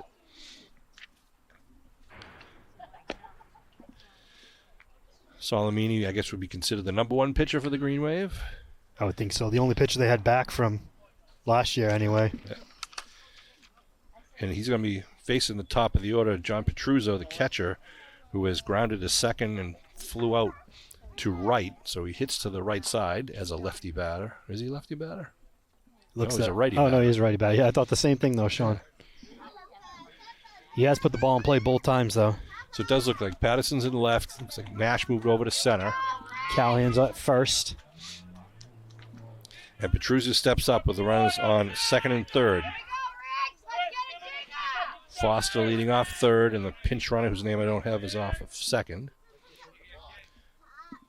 Solimini from the stretch. Fires high. Put a little extra oomph into that for his first pitch. Yeah. 1-0 the count. 2-0 Abington lead here in the bottom of the fifth. It's going to be a drive down the left field line. It's going to be just foul. Ball, just foul. That's a strike. And Yeah. one's booked. Yep. That would have tied the game. Ball got under the fence and rolls out to the street, so we'll have to grab another ball out of the dugout while some energetic young fans go to grab it.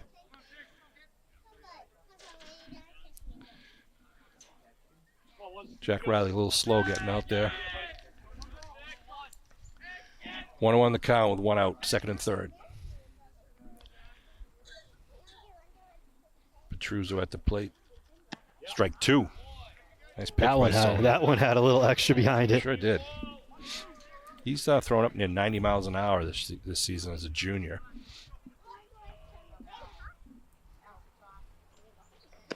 Three. Ooh, he thought he struck outside. out. You know, we talked about earlier how, the first time the batter sees the pitcher, they're looking forward to the second at bat. Well, this is going to be the first time that all these batters will see Solimini. I think Petruzzo definitely thought he was caught looking. Yep. That one low. That'll make it a full count, 3-2. Runners at second and third, as I mentioned, one out. Ryan's going to groove one and just challenge Petruzzo. It's going to be a foul ground ball. Coach Kelly with one hand. Also a southpaw, it seems. Yep. Short on the throw though, to first to the pitcher. Let's note that.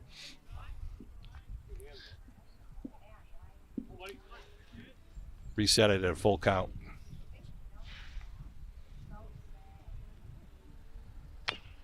All the way again. Fouled Off himself, as if it looks like. Yeah, off his foot. A little stinger.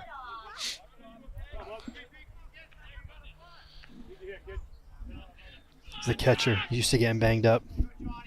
Yeah. Don't know all of Ryan's pitches, but it's one of those things. Do you just fire the fastball and try to get it by him? Do you try to surprise him with a bender? 3-2. That's fastball low. He's going to load the bases with one out.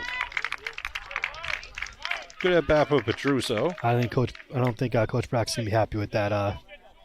That one missed call there in the middle of that at bat. Yeah, the one that Petruzzo thought he was being called out. Yep. So Olsen, the former pitcher, now center fielder, steps in. Reached on an error and struck out. High and inside.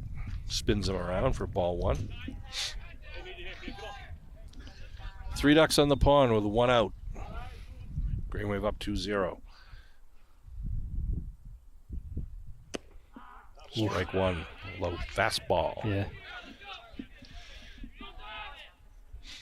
Big moment here. Second, number 2 hitter up. It is your typical double play would bring in a run. That one's high. It'll end the inning, Sean. What's that? It'll end the inning if it's a real double. If they turn that's it. right. We have a strikeout. That's right. GC Coyle, you are so good at what you do.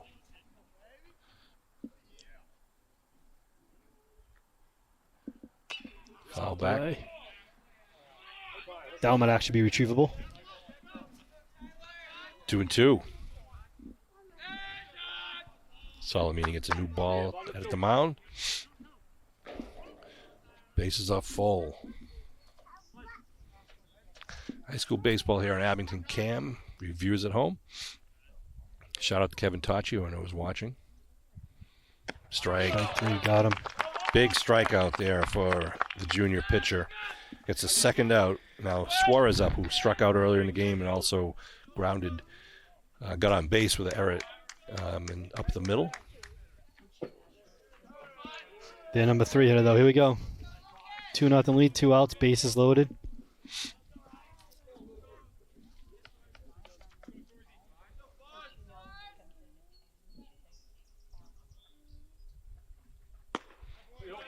High delivery from Salamini.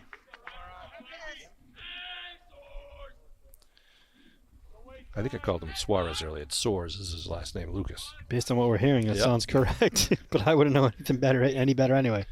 They That's a went there. strike. You can play deeper because you got to force it second. You got more time, right?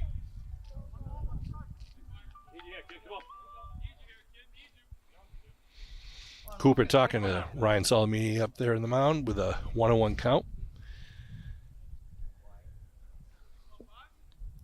These guys know each other really well. Mm-hmm. Always want to make sure you're in the same line of communication. Also watching if that runner on second's trying to steal signals. We reset Soares in Nevada's box, 1-1.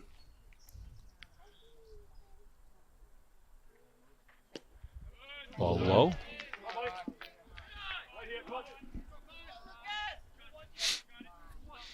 Two outs with 3 runners on right now. See, you definitely feel the moment right now. The number 3 hitter up. Almost feel the tension right now. Strike. Frozen rope for a fastball there for Salamini. Makes it a 2-2 count with 2 outs. See if he comes back with the heat.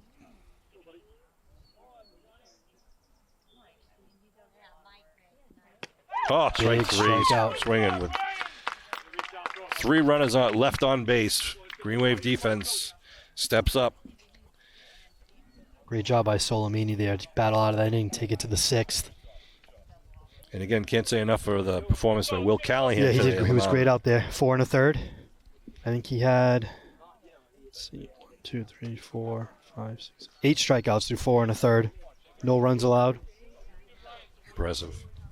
Sean, we were talking about the softball and the way they've started off earlier in this. I'd be remiss if I, in my family, did not mention the Green Wave track team. Oh, yeah. The boys team is currently undefeated as well, and the girls, I think, have 1 loss, so they're also out there. I think the boys will run for a South Shore League title in the first week of May out in Mashpee.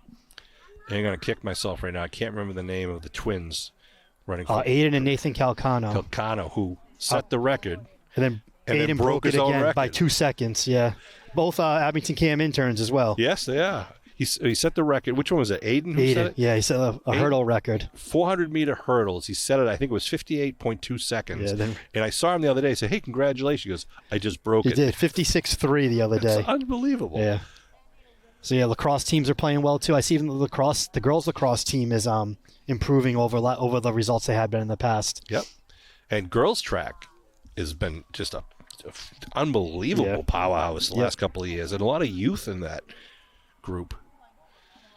Vanjie McCleary and I'll stop mentioning names because I'm going to forget. names, Forget but- somebody, yeah. But no, you're right with her. So coming up here, the bottom of the 6th, Shane. Sorry, looking at the wrong team here. No, yes, you got a Shane though. It is Shane. So Oh yeah, it's Shane Sullivan. I am the right one. Shane Sullivan, Colin Henry, and Tyler Stady for the Green Wave. Then to the top of the order, Salamini. Gonna add some insurance here. That would be nice. He'll be facing the new pitcher, Declan O'Brien. Yeah, he got an unusual double play to end last inning for his only batter he faced. Yeah.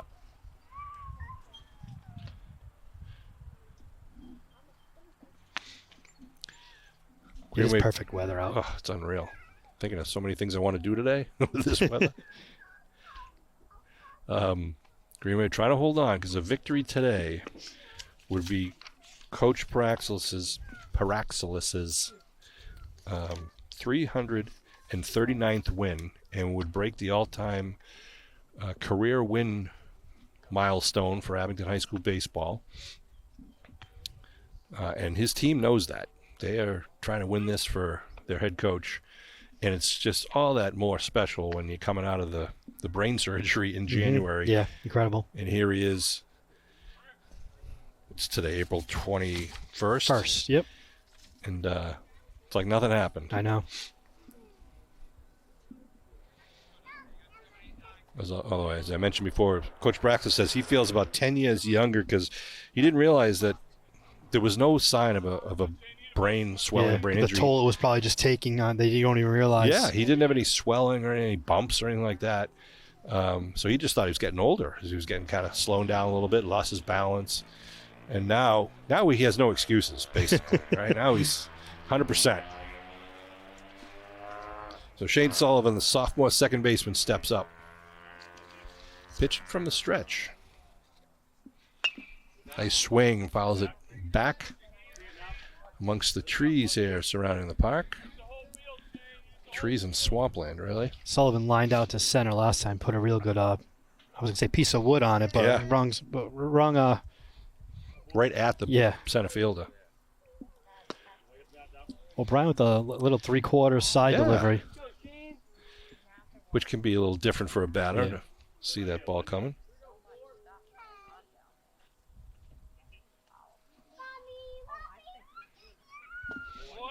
Ball 3. Ball 2, sorry.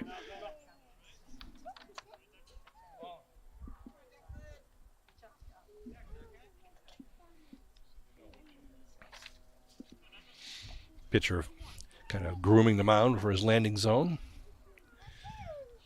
What is it, 1-1? I don't know. I thought it was 2-1. I thought it was too.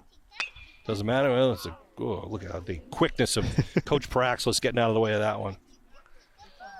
Light on his toes.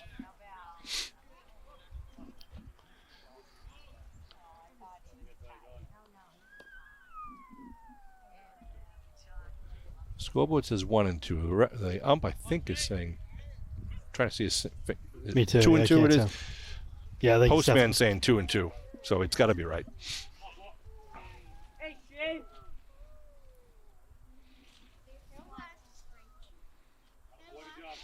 Run zip code on that one. Yeah. Bring up a full count.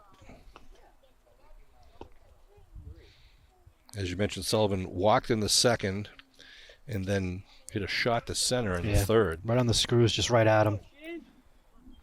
Those are sometimes the hardest for the outfield, especially the center fielder when it comes straight at you. It's really hard to get the depth perception. Ball 4. Yeah. So we were right on the count, Sean.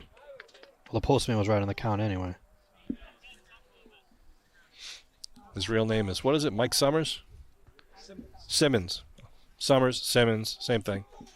Mike Simmons. I'll never get that right because all I think of is postman.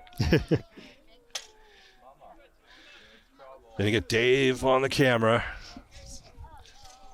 The one-eyed monster here. Henry squares around, sacrifice, all the way. Henry's the freshman third baseman for the Green Wave.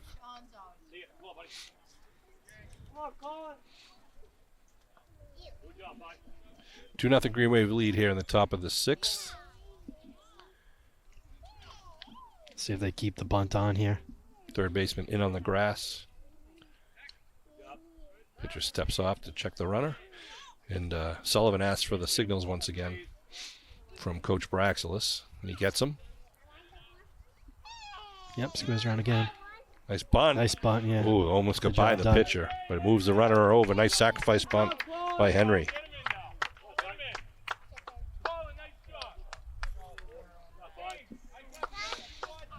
almost pushed it right by the pitcher on Into the first that no base man's side. land, yeah. Exactly. Almost a bunt single.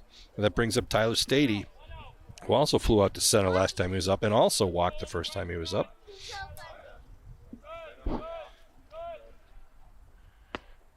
Side. A little bit tight.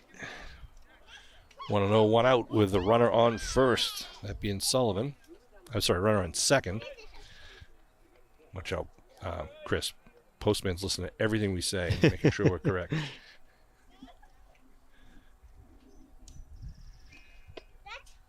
Inside again. O'Brien had a little trouble finding the strike zone.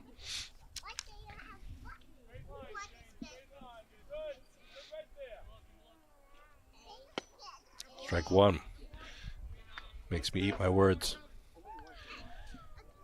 Second baseman trying to hold Sullivan on, but the pitcher really not taking much of a look. No. He's trying to concentrate on pitching. They're going off the hands there for ground out to the pitcher, but it moves the runner to third. So now with Ryan Solomini steps up with a runner on third base. We're going to give himself some insurance.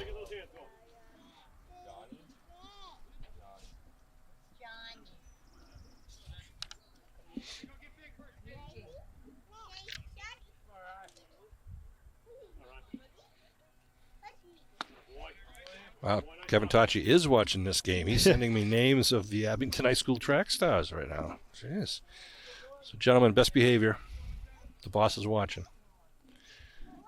Solomini with a 1-0 count. Thought about it. 1-1. A big gap out in right center field. Sure is.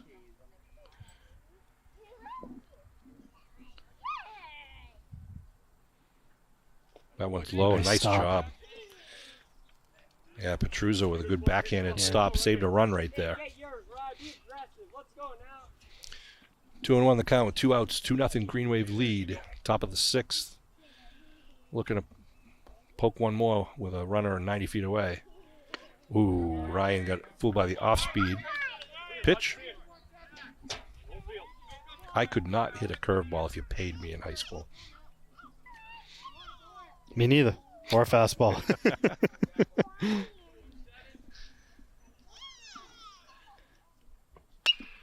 Pop up out of play. Stays alive with a 2-2 count. Ryan looking for a fastball that he can just groove out to the grass. I'm going to try to speak this one into existence, Sean. I just read no extra base hits so far in the game for either team. I like your style.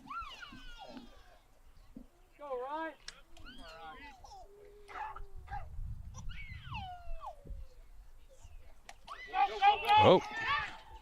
Wild pitch goes back. It's going to get run number 3 in, though, for the Green Wave. 2 of them scored that way now. That's right.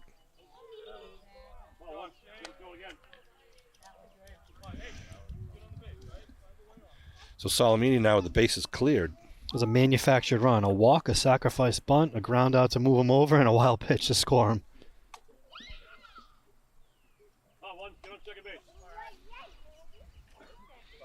So Sullivan touches them all. Solomini, this is the shot you were just talking about, Chris. Way back there, and it's going to be a home run, right? Yeah, it is. That is a home run. Landed in that. Yep, just by about 1 foot. Just to the right of that white line, and Ryan Solomini does it all on his own there. A 300-plus foot shot, a line drive home run. Hope everybody listened to the ground rules before the game started. Inside those white lines is a home run. That's right. Outside, it's in play. Wow. He tagged that one, and Chris, you called it. Unbelievable.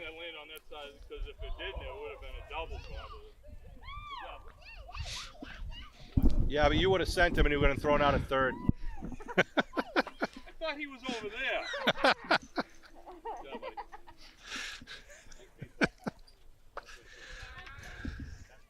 Mason Nash steps in with 2 outs. Left-handed batter with a 4-0 Abington lead now. 2 big runs here in the 6th inning. Yeah, those are 2 big insurance runs, the way the game's been played so far.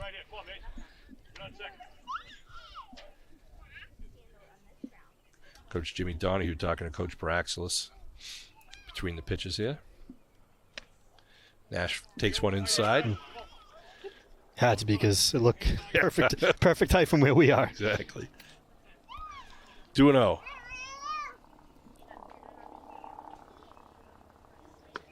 That's 3-0.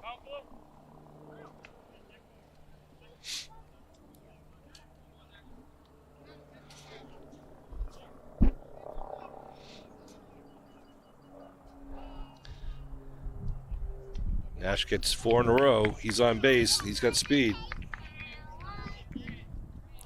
With Cam Cooper up. Cam has walked, singled, and struck out. And has had a great game behind the plate for Abington. Really kept the Cardinals off the board.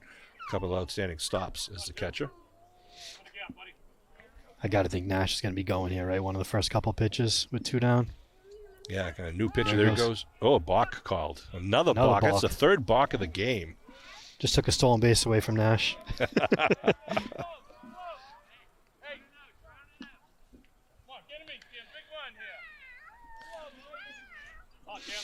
Wow, you might want to challenge that again, like see if he balks another time. This umpire is just looking for it. And now the pitcher making sure he stops. That could be a tough call for a pitcher to get called on a balk. Just kind of gets in your head. Mentally, yeah. Yeah.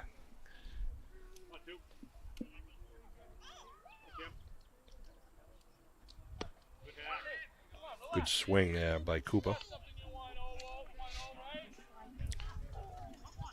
1-1 the count, with Nash now leading off second. O'Brien delivers. Little sidearm delivery gets under Cooper's swing with 1-2 count.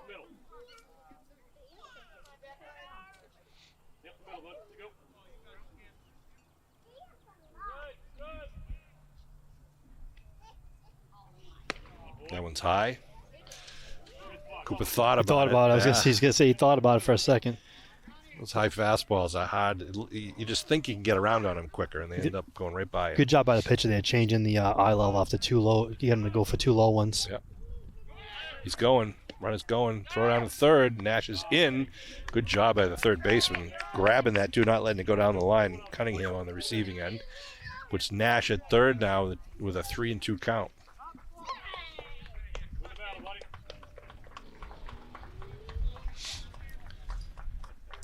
Callahan waits on deck. For a pass ball here. We almost called that one, Yeah. Sean. Cooper walks. First and third.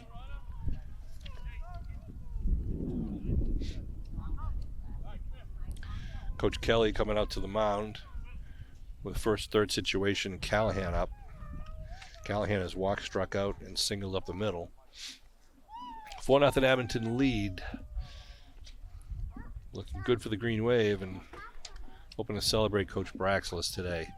So many reasons to be thankful and to celebrate Coach Stephen Paraxelis. Callahan could really give some cushion here with this at bat. Especially the way Solomini came in, put out the fire the last inning. You got to think he's ready to go the next 2. And I'd be curious if they send Cooper, and Spellman hasn't thrown down to second on any steals really yet. Yeah. So we see if they just let him take second, which leaves Callahan with a runner on second and third. I mean, even when they've picked them off, they didn't throw it to second. Right. There is 2 outs, so I do wonder if they can get that out before the run with a score. See what they do with Cooper leading off first, Nash off third, Callahan in the batter's box. Callahan ground ball to third, slow grounder. Cunningham fires it and just gets a nice fire across the diamond. Yeah. That answers all those questions. Yeah. But the Green Wave got 2 more on the board with Sullivan going all around, walking, wild pitches, everything, and then Solomini with a line shot to dead center for a home run. Puts 2 more runs on the board for the Green Wave with really 1 hit in the inning, was the home run. The home run, yeah. Good job by Henry getting the bunt down, getting him over to second. Instead, he put the ball in play, got him over to third, so the pass ball could score him. So now you get the 4, 5, 6 hitters coming up here in the bottom of the 6th. It's Cunningham, Flaherty, and Shapansky. And out of those 3 batters, they've been up 6 times, and there's been 4 strikeouts. All at the hands of Callahan. Now we have Solimini, of course, back out on the mound.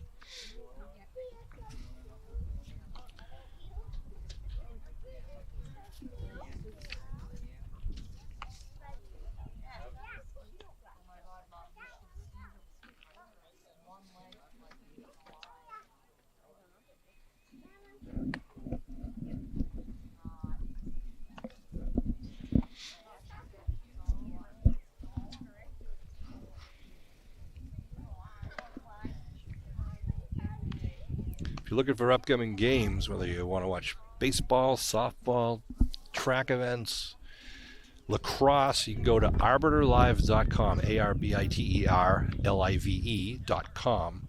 You can actually look for any high school, but you pick the high school and you pick the sport, it'll tell you what the upcoming games are. Of course, we're locked on to the Green Wave. There'll be I think lacrosse is playing tomorrow early because of school vacation week. Mr. Serino had actually recently sent out an advisory as to the schedule for the upcoming week. I don't know, it doesn't have the times though, but yes, the boys lacrosse is home versus, looks like Whitman Hanson. Girls lacrosse is at Cohasset, and softball is home versus Bedford High School tomorrow. That'd be a good one. Baseball team has 2 more games this week. Wednesday they travel to Monomoy. Thursday they host Millbury. Wow, so we have a long trip to Monomoy, then Millbury is a long trip to Abington. Yeah.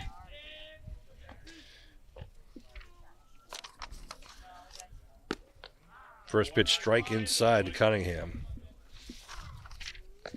Solimini comes out quickly to set the tone. Ground ball going to get, no, I thought it was going through the middle, but just Stady to sweep it up. 2 pitches, 1 out. Brad Flaherty will come into the box. Struck out twice earlier in the game.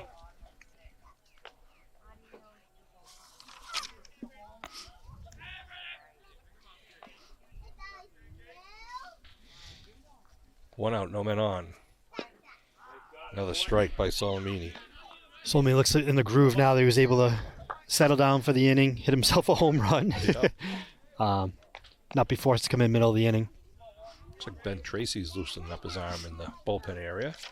Maybe to give Solimini a break in the last inning if we can kind of hold on to this lead for the Green Wave.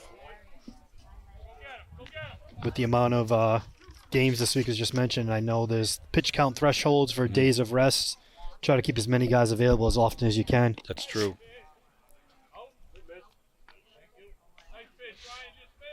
I want to thank Dave Bowen on the camera, bringing you the view to your living rooms at home, all across the globe. Fouled straight back. That might be the farthest one into the woods so far. Squirrel food there. Yep. Flaherty at 2-2 count with 1 out. They trail 4-0 here in the bottom of 6. Ooh, and a tough bender. Gets the swing and strikeout. Nice pitch by Solimini.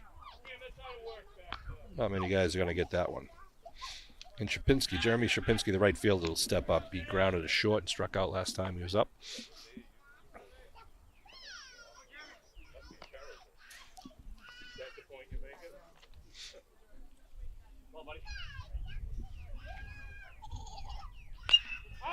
Foul ball to the right side.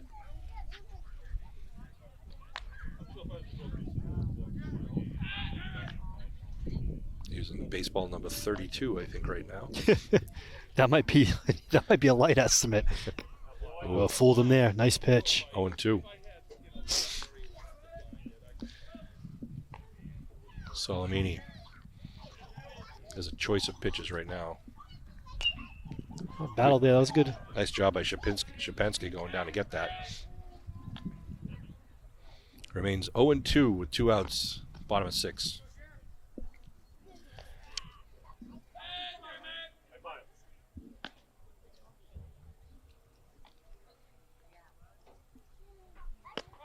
Strike 3, looking, and the Green Wave will go to the dugout and get ready to come up once more in the 7th.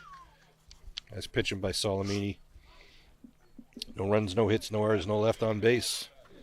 Score remains 4-0 as we enter the start of the 7th inning. And if my stats are correct, we got Sean Duggan, Ben Tracy, Shane Sullivan, and Colin Henry will be the first couple of batters we'll see. Sean, I think Patterson's in there for Tracy now, at least for that That's defensive switch. Hey, Dave. Oh, he can't hear me. He doesn't have a headset on.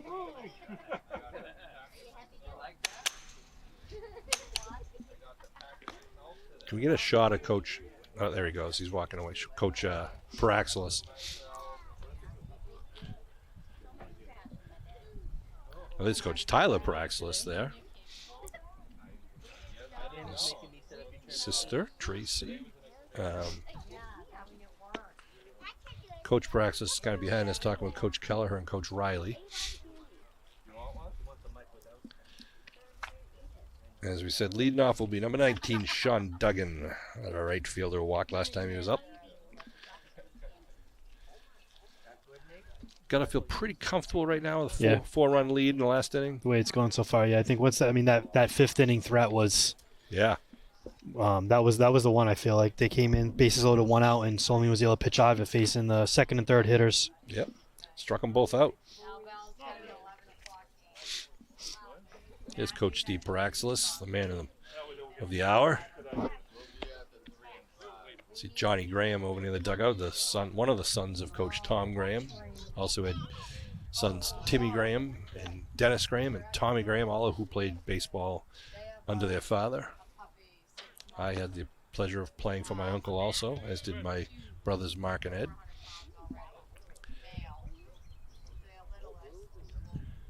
So here we go to start the 7th inning.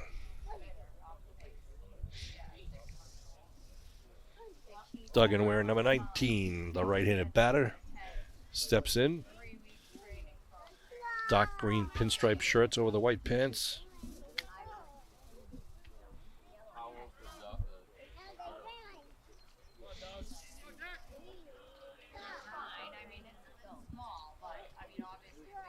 Duggan has 2 walks on the day with a, I'm sorry, wrong guy. He has 1 walk on the day, popped out behind first base and a strikeout in the 1st inning. Looking for his first hit, and this would be a good time for it. Now he's ready. 1-1.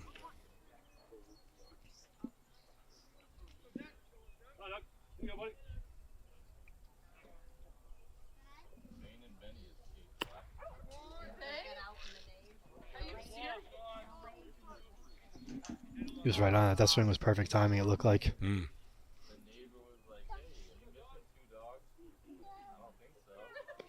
That was low and outside. Yeah. Evens it up to 2-2.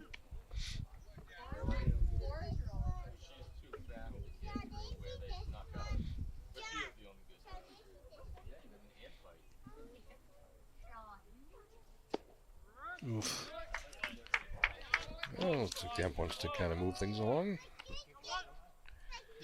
That'll bring up Ben Tracy. Patterson.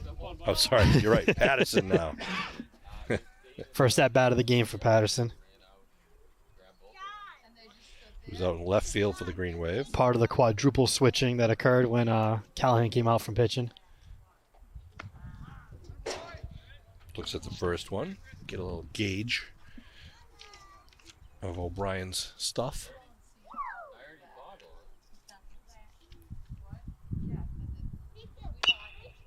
Foul down the line. Chris Patterson's going to be another guy who's going to be fun to watch next year, both football, basketball, and again in baseball.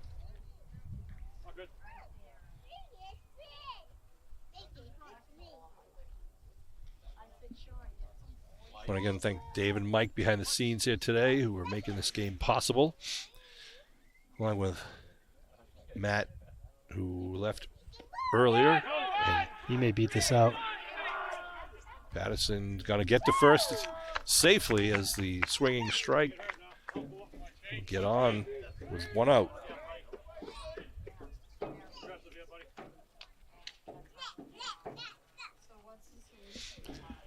Athletic director Pete Serino making his way closer to the dugout.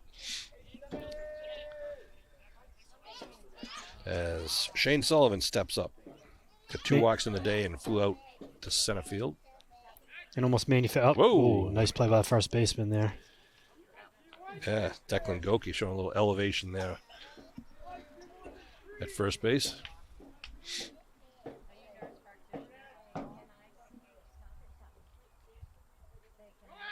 Runner goes. Patterson.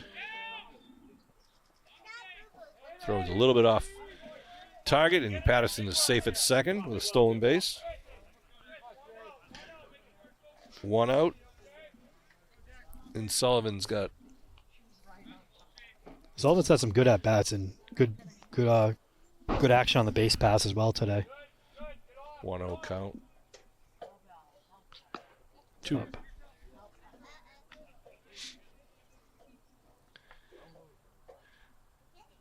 Coach Brax is telling Patterson at second to make sure the ball gets through the infield before he breaks for third. That's a strike.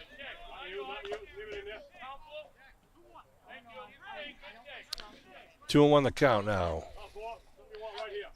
For the sophomore. O'Brien delivers. Tipped it into the mitt. Yep, filed that one into the catcher's mitt for the second strike. 4-0 Abington. Green Wave lead in the top of the 7th. Hoping for a Green Wave victory to celebrate, which will allow us to celebrate Coach Braxless setting the all-time coaching career victories mark for Abington Green Wave baseball. This will be his 339th win, 164 losses in 22 seasons. That's low and draws a walk. Another good Nice at job. bat. Good optical nerve there by Sullivan. I like that one. I never heard that one before. You can use that. Colin Henry, the freshman third baseman, stepping up. Had a beautiful bunt last time he was up. Pops it up towards the second baseman up in the sun. Infield fly. Yeah, infield fly is called. Be the second out of the inning.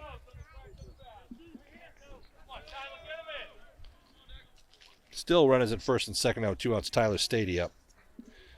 Looking for his first hit. He's walked and he's got the bat on the ball the last 2 at bats, but hasn't gotten through yet.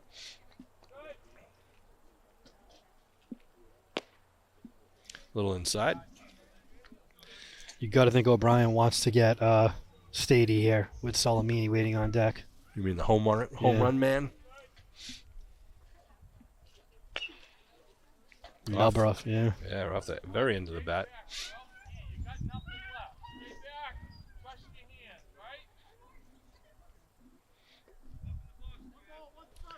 One on one count to Tyler Stady.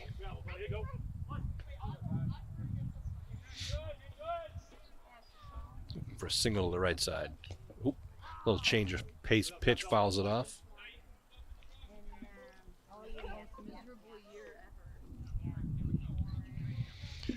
One and two now, the count. Declan O'Brien on the mound. 2 runners on, first and second. Ooh. That one hit him in the back. Got what came out of O'Brien's hand a little weirdly, but puts him on base here. And loads the bases for who but Ryan Salamini, who had a homer last time he was up, a shot out to center field. And he steps into the batter's box once again.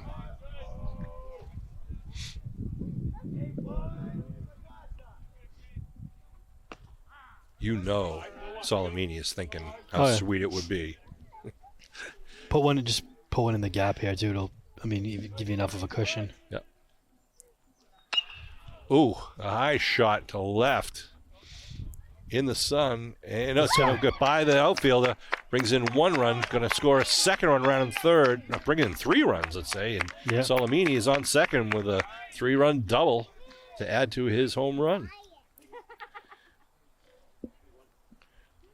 That was about as high as it was long. And that plates 3 more runs for the Green Wave, bumping it up to a 7-0 lead with Nash now up.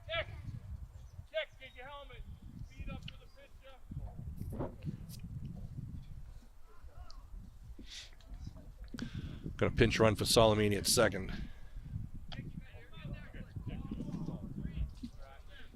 Tikhonov going to do the honors.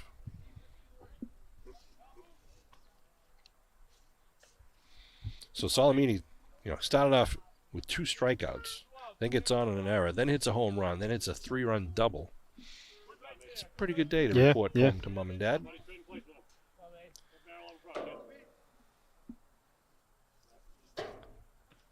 Another hit by pitch. Yep. So Nash will take first.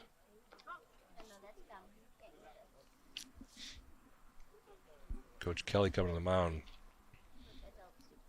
And I'm sure he has similar decisions to make about pitch counts and which pitches to use for the week. Pitch and change, left fielder coming in, looks like. And that might be Caleb Foster, number 20. That's what I'm going with. And it looks like that's what Coach Kelly's going with.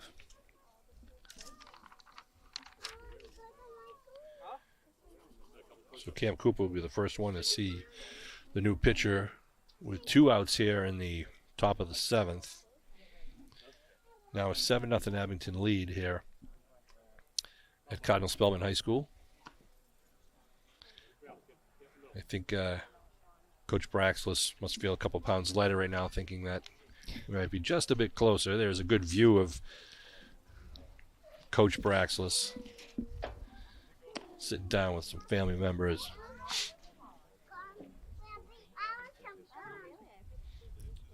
Just so calm and cool. Of course, it's easy to do that when you're ahead, 7 yeah. in the 7th. Hey, Coach, wave to your camera. The sports fans at home.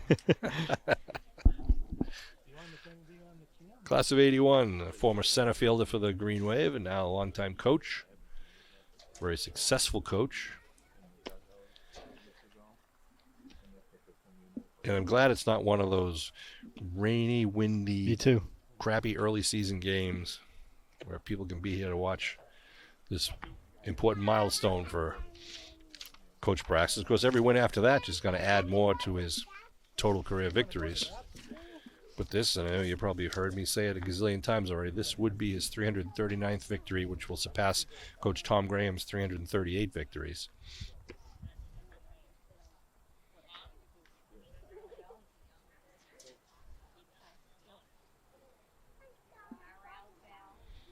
He took over coaching here in the spring of 2002 when Tom Graham retired. And hasn't looked back. Didn't think he was going to be here this season because of a brain tumor discovered in January, but with the grace of God, he came out of that without a hitch, was up walking around, and is now back out here in the third base box. Oh, A shot. waste. Got to be Oh, caught in that one. Nice. That's a tough grab by the left fielder.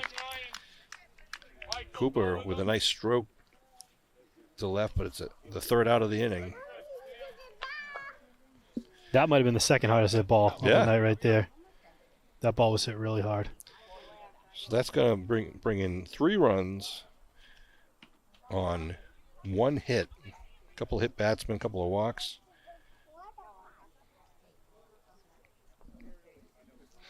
And the Green Wave, again, bumping up to a 7-0 lead right now as we come in to the bottom of the 7, 7th. 8, 9 due up, Sean, it looks like, for That's right. Let's see who goes to the mound for the Green Wave. They're going to rest Salamini. he's going to start the inning anyway. Yep, he is.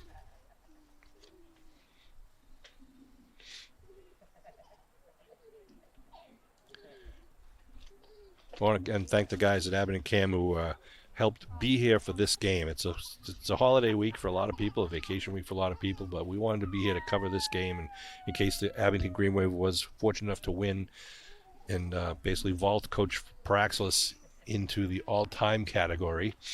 Abington High School will be the all-time career victories for the Abington High School baseball coaches is now going to be won by Coach Stephen Praxis, assuming Spellman does not get 7 or more runs Yeah.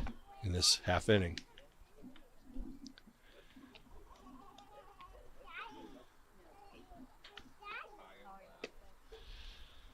So, I mean, he's got a couple more warm-ups. You get scheduled today, Chris, on this Monday holiday in beautiful weather. Not gonna say this too loud, but work. And then that softball game that I mentioned earlier tonight. Beautiful. How about you, Sean? Same thing. I had a couple of things to tend to, most of them which sadly are indoors. But I do want to try to get outside a little later in the afternoon. All right, let's get this party started here in the bottom of the 7th.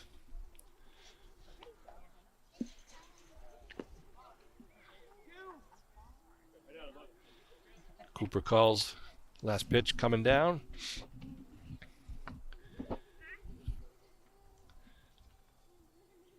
Looks like there's some roster changes being discussed with the umpires. We'll see. Coach It does look staff. like Foster's due up and he's coming up, so.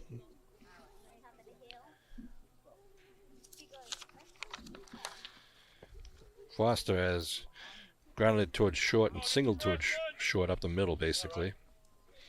And that was both against Callahan, I believe. Oh, yeah, it was against Callahan.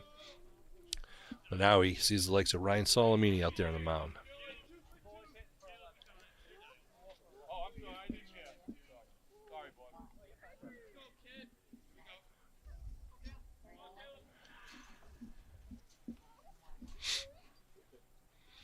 Umpire just jotting everything down for his records in his pocket, and we are ready to start the bottom of the 7th inning with a 7-0 Abington Green Wave lead.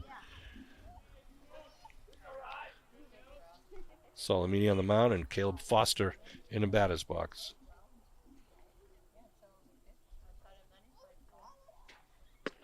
Strike one to start the inning.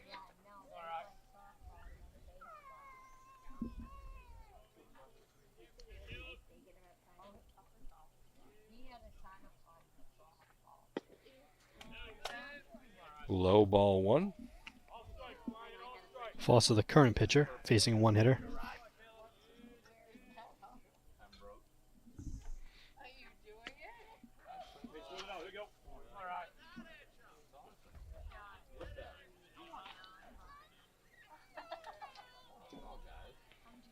Is that right? Yeah.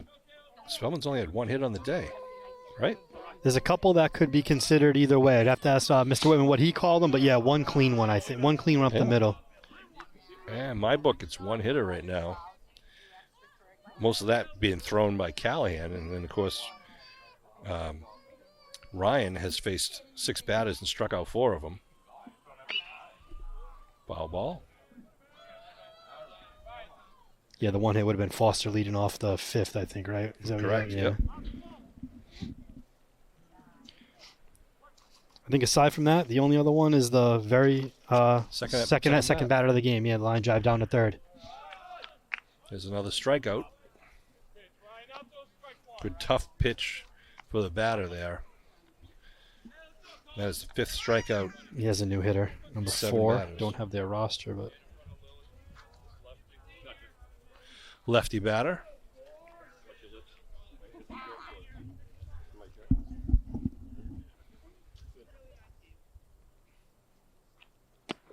Swinging strike one.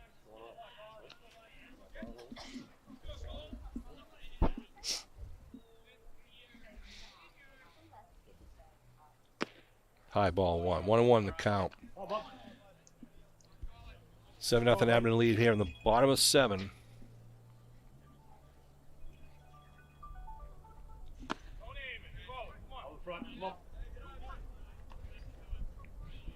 Count falls at 2-1.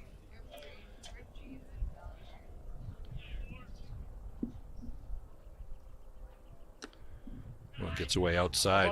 3-1. Want to keep the base runners off and get this inning wrapped up. I'm sure we'll probably have some sort of festivities or some recognition for Coach Braxis at one of the upcoming home games to publicly congratulate him on this victory. We'll see if we can get him for a quick interview after the game today, so stay tuned for that if you want to. oh, I just got a piece of it.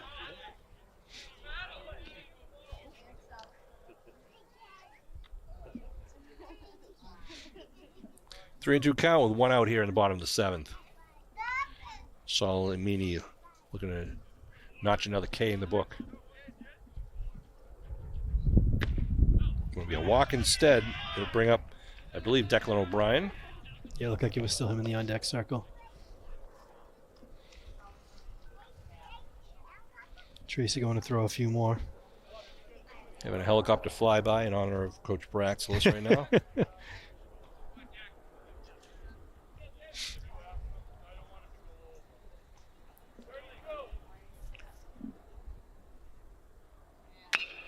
Ground ball through the gap on the left side of the infield. We move the runners to first and second. Second hit of the game. And that'll bring out the top of the order. Petruzzo, the catcher, who is 0 for 2 with a walk. Olsen should be on deck, I believe.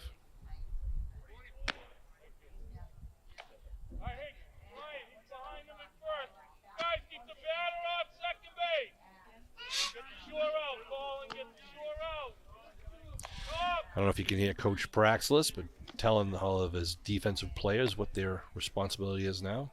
Keeping the batter off second. There's a shot going to fall in. It looks... No. Oh, Duggan runs it down. Nice job, Duggan. Both runners were going. He's going to throw back to first. Going to double them up. Yep. No one's making a call.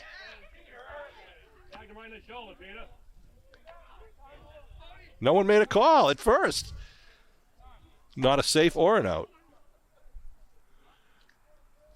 Both runners were, the runner at first was at second.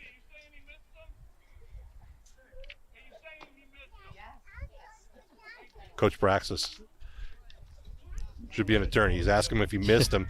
The base coach says, the base umpire says safe, because did he miss him or was he late with the tag? And he won't answer. Ironically enough, Callahan probably had time to just go to the bag and touch the bag, but the kid was right in front of him too. They're going to call him safe. Oh, come on now. There's only two people who know for sure, I guess, right? Yep. That was a heck of a catch by Sean Duggan out there. Great grab. I thought it was going to fall in the gap, but it still leaves runners at first and second. Now with 2 outs.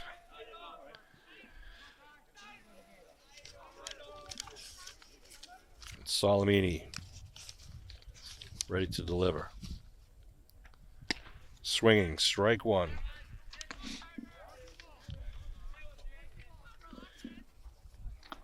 Coach Braxis with 338.9 victories.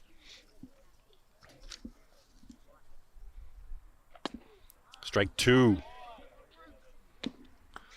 One more of those and we're going to witness history.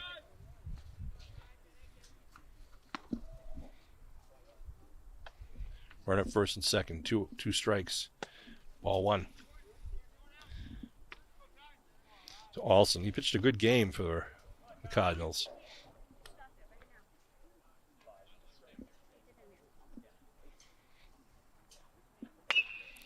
Ground ball going to be fouled down the third base line. Count will remain at 1-2.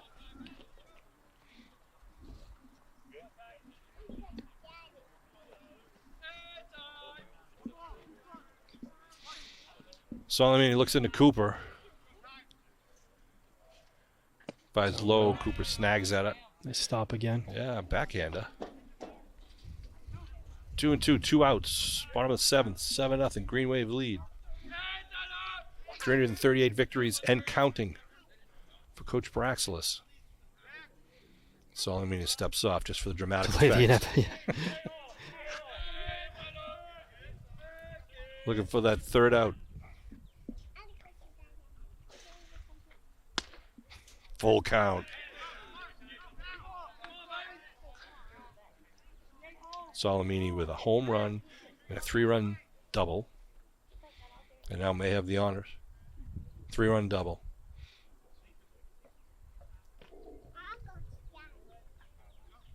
Strike 3. Game over and 339 victories for Coach Steve Paraxelis. Team's going to congratulate each other in the Green Wave. They're going to congratulate their coach, who just set Abington High School history with the most career wins for a varsity coach. in baseball, and he joins. There's only 4 other coaches in Abington High School history that have more than 300 wins, but Coach Braxlis is the highest of all the baseball coaches. Going to see if we can get that shy, demure personality to have a little conversation with us. That one won't reach. It's really short. Yeah, you want to get that one? Yeah, let me see that one. While the camera's on the team and they're talking to their coach, we'll see if we can get Steve to come over to us in a few minutes.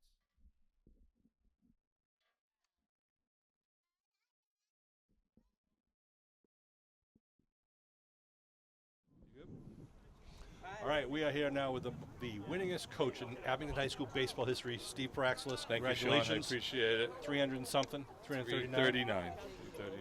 Great game to win this one on. It was. I thought your team played solid baseball. Callahan pitched really well. Salamini pitched well. And great coaching, of course, made the game. Oh, we got a lot of work to do to improve, but we're getting there. I knew graduating 7 starters from last year's team, there were going to be some learning. There was going to be a learning curve. There was going to be some adjustments, but we're getting there. Just got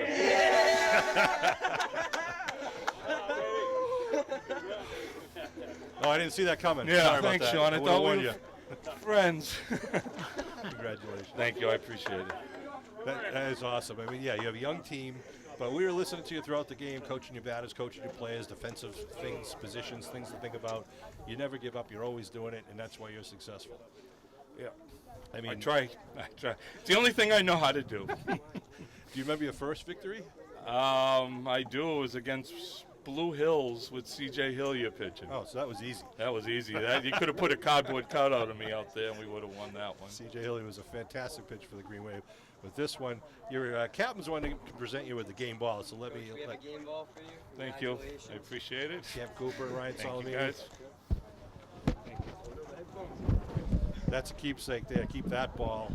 Beautiful sunny day for you, Coach, and appropriately so people can watch this. And the team, I don't know, was there a lot of chatter in the dugout about this game, or was everyone quiet? I don't.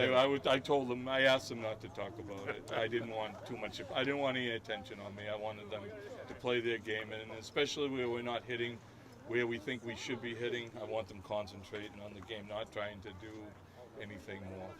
Well, you got a lot out of them today. Again, Callahan, I thought pitched a great game.